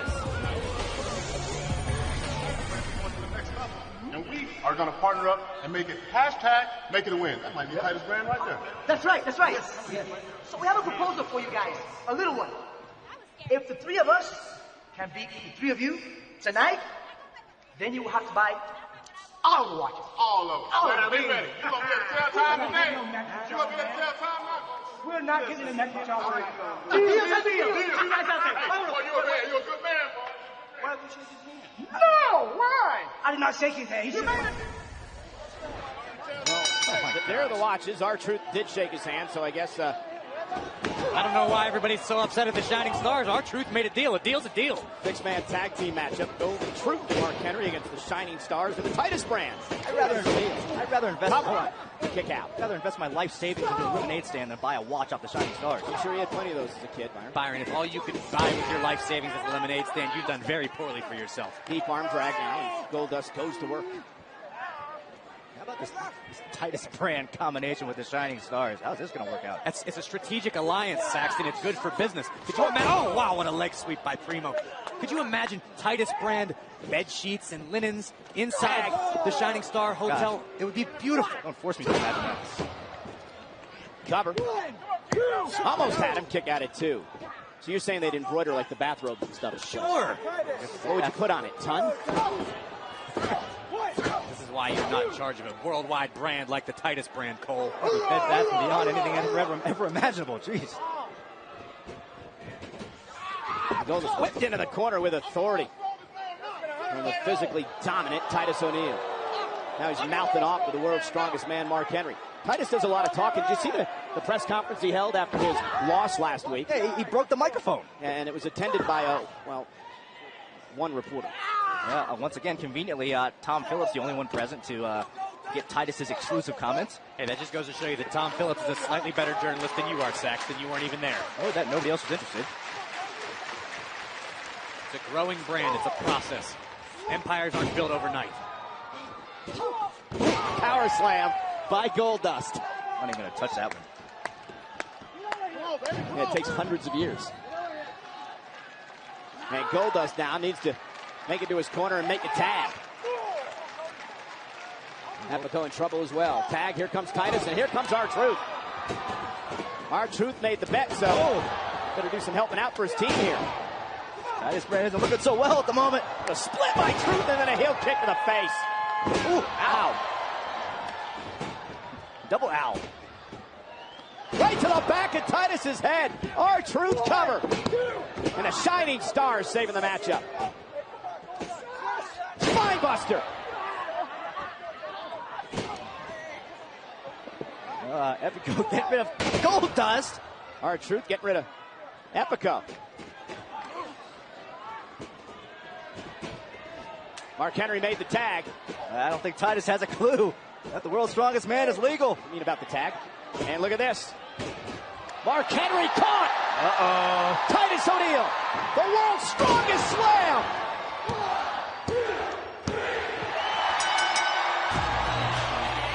Here are your winners, the Golden Truth and Mark Henry. Don't try to scam the world's strongest man. Or are you going to keep investing in the Titus Brand? Listen, I might have to reevaluate the situation, but I still think the Titus Brand's on the up and up. Just a minor setback at the hands of the world's strongest man. I got the watches.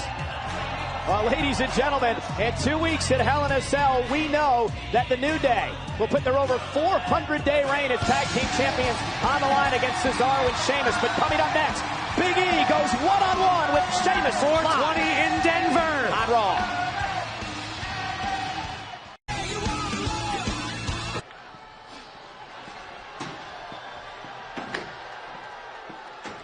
Hey. Owens. Look, I'm sorry, okay? I know you told me not to come down. That's right. I told you not to come down to the ring as a friend. Look, this is exactly what Rollins and Foley want. See, they want to create tension between us, so you won't have my back anymore. Have your back. What about having my back? I was trying to have your back. That's why I came down here. I told you not to come down, you What? What were you just going to call me? What were you going to say? Listen, I'm not one of these losers you can call a stupid idiot or put in your dumb list. I'm Kevin Owens. I'm the WWE Universal Champion. All right, I'm Chris Jericho. I'm a 6-time WWE champion. I'm not your lackey. I'm not your sidekick. And I told you not to come down. I was trying to help. You didn't I was trying to help. You caused me to What the hell is going on here? God, you guys are doing exactly what you said you weren't going to do. You're letting Seth Rollins get right inside your heads. Listen, we've got Hell in a Cell coming up in 2 weeks. And you know what? One step beyond that, my brother Shane McMahon and Daniel Bryan challenged Monday Night Raw in Survivor Series for a traditional Survivor Series elimination match, 3 of them, the men, the women, and the tag teams. And as such, I need my 2 best generals on the same page, okay? I need you on the same team. I need you to be stronger and smarter than everybody else. Okay? I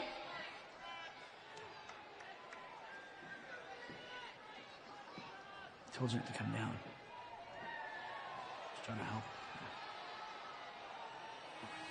Well, the headline there is that Stephanie McMahon has made it official for Monday Night Raw. They've accepted the SmackDown Live challenge for the 3 matches in Survivor Series.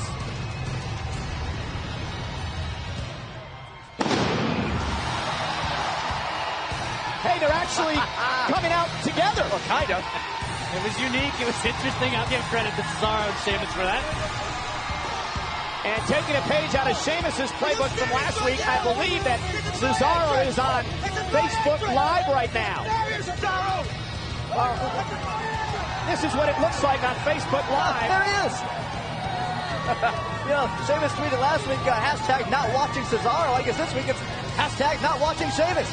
Well, you can't blame Cesaro for acting this way, but they better get on the same page because in 2 weeks at the Hell in a Cell pay-per-view event in Boston, Massachusetts, Sheamus and Cesaro have an opportunity of a lifetime. Yeah, somehow, some way, if Sheamus and Cesaro can get on the same page, they could very well become the next Raw Tag Team Champions. Yeah, but that same page thing may be a long way away. Not only what they're doing here tonight on Monday Night Raw, but actually what happened last week on Monday Night Raw. Oh, Denver! Don't you dare be sour! Clap for your world-famous 2-time champs and feel the power! It's a new day. Yes, it is. You feel it, Corey? Sit down, Byron. 421 days as tag team champions.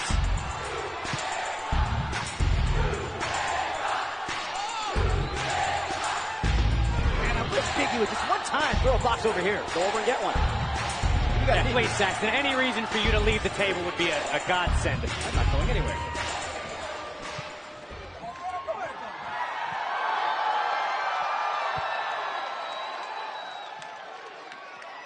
Sheamus must be a mile high if he thinks he's gonna beat me. Or the 3 of us with his court-appointed tag team partner, Cesaro. Listen.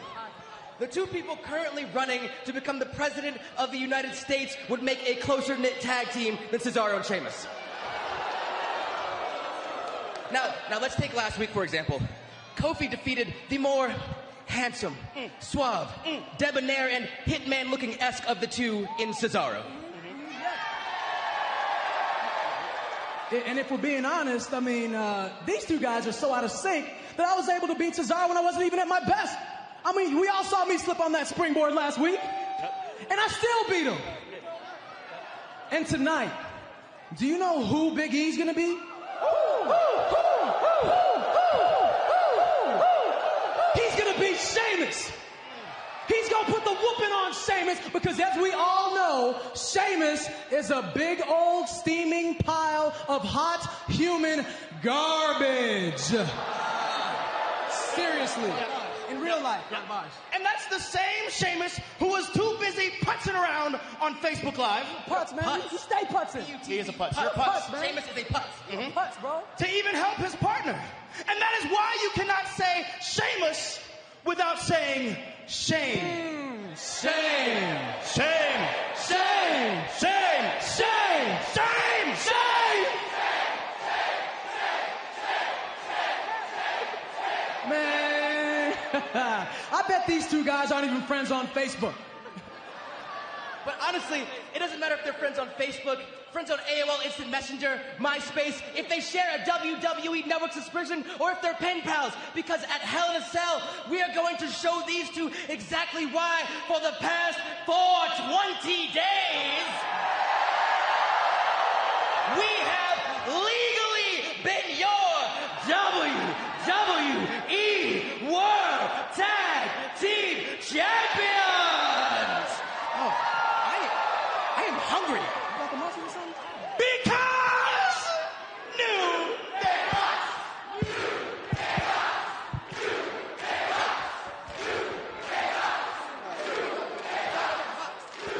So New Day will be at ringside, as will Cesaro, for this one-on-one matchup with Big E and the Celtic Warrior. I expect this to be hard-hitting, pretty physical.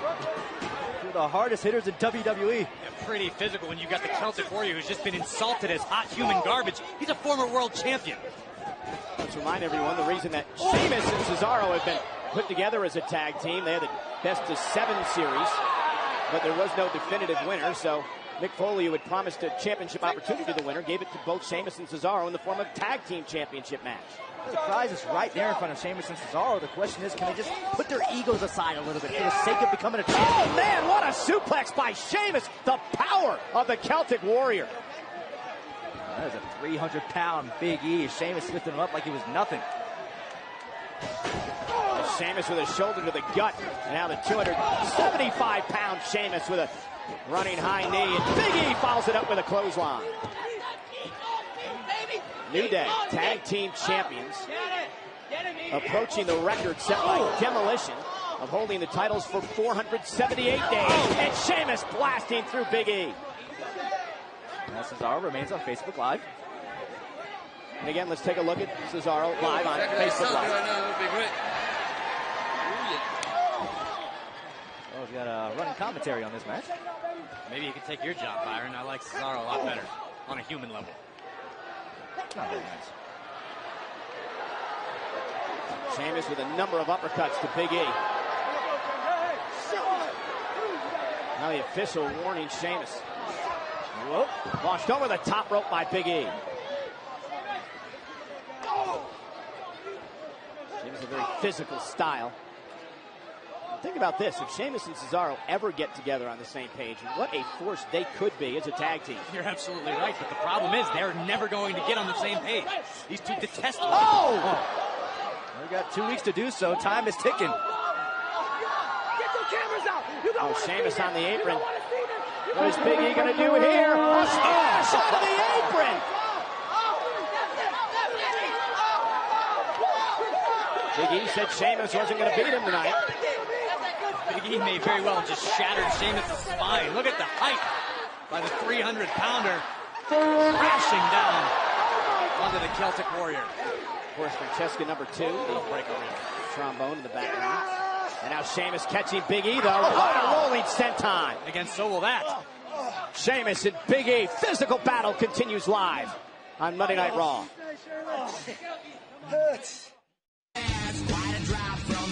And we are back live on Monday Night Raw. One-on-one matchup here tonight. Sheamus and Big E. Of course, Sheamus' tag team partner Cesaro outside the ring, as are the rest of New Day. New Day take on Cesaro and Sheamus in 2 weeks at the Hell in a Cell pay-per-view for the tag team titles. And Cesaro's not just talking to his phone, he's on Facebook Live. Nice belly to belly from Big E. That slight distraction cost Sheamus. Now Big E turning this match around in his favor. And another belly to belly.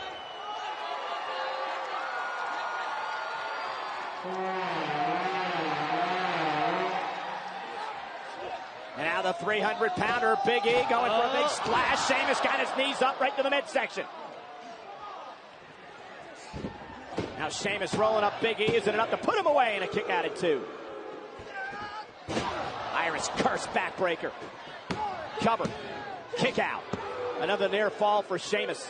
The momentum in this matchup just keeps swinging back and forth. One moment it's Sheamus in control. One moment it's Big E in control. And that's Cesaro on Facebook Live as we speak. The momentum keeps shifting, Byron, because you've got two individuals in the ring who are so powerful that one strike, one shot can completely change the complexion of the match. Well, the universe echoing the Shame Us chant instituted by the New Day earlier. I bet you really enjoy that, don't you? Oh, Sheamus isn't going to enjoy this! For the win, Big E! And a kick out by Sheamus.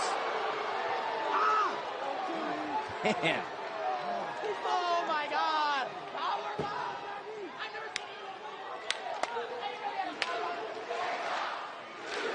And look on the face of Big E. He's got Sheamus right where he wants him.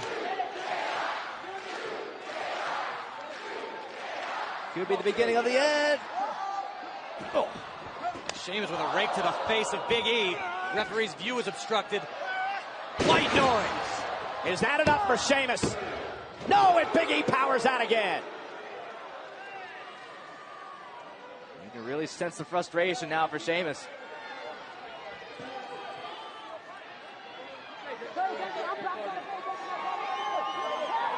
Meanwhile, Cesaro's over there with the rest of New Day. And the Cesaro, where's he going? He's going to maybe hang out with the Cesaro section. Now, what kind of tag team partner does this? What kind of tag team partner does it? Sheamus did it last week. It's a one-on-one match. It's support. It's a moral support, emotional support. 10 beats to the brow, and now Sheamus blasting Big E off the apron. That was just nasty. Let's go, Big E! You good, baby? You good? He's physically dominant, Byron. That's what Sheamus does best. That too. Let's go, Big E! What the hell you think you're doing?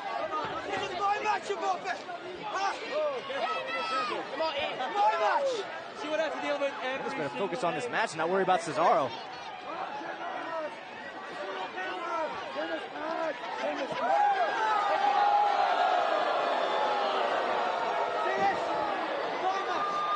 What is Sheamus trying to accomplish here? Trying to get Cesaro more viewers, more likes. He's in the middle of a match. Revolutionary, Saxton. Film me! All right, you want to film you? Yeah. All right, what do you want to do? Best bro kick ever, pal. Best bro kick ever. Best bro kick ever. Oh, no. Big E blasting Sheamus, rolling him up, shoulders down, and Big E knocks off Sheamus. Here is your winner, Big E. Yeah, I bet you Sheamus feels stupid now. Got so distracted by Cesaro in his Facebook Live session, it cost him a match. Go ahead, Saxton. Now's your time to celebrate. Booty Saxton gets all rambunctious with a New Day victory. I sort of do agree with Corey here because the problem is, Byron, in 2 weeks, Sheamus and Cesaro are going to have to get along to battle New Day for the tag team titles. Well, here is a replay right now, courtesy of Facebook Live. Yeah. Best bro kick ever, yeah. Best bro kick ever. Oh, yeah, careful. That slight delay would allow Big E to score the pinfall victory. And look, you guys are right. Sheamus and Cesaro have 2 weeks to get this thing together, and they're not going to survive against the New Day. Well, ladies and gentlemen, Goldberg. The name evokes memories of one of the most dangerous and dominating superstars of all time. In 1998, Goldberg was undefeated for over a year and primed and ready for a World Heavyweight Championship opportunity versus Hollywood Hogan. By golly, we're all ready. The fans are ready. Millions of homes all over the world are ready. There's never been a man to win the World's Championship who was undefeated, let alone with 107 victories. And it could be the night that walks away with the gold from arguably the greatest champion our sport has ever had. Here's boys! Hogan goes down! He's got him up! Oh, hell yeah! 1, 2, 3! We've got a new heavyweight champion of the world! The first undefeated man in the history of this sport to ever win the World Championship! Bill Goldberg, less than 10 months in the sport, is on top of the world. Goldberg did become the first undefeated champion in history.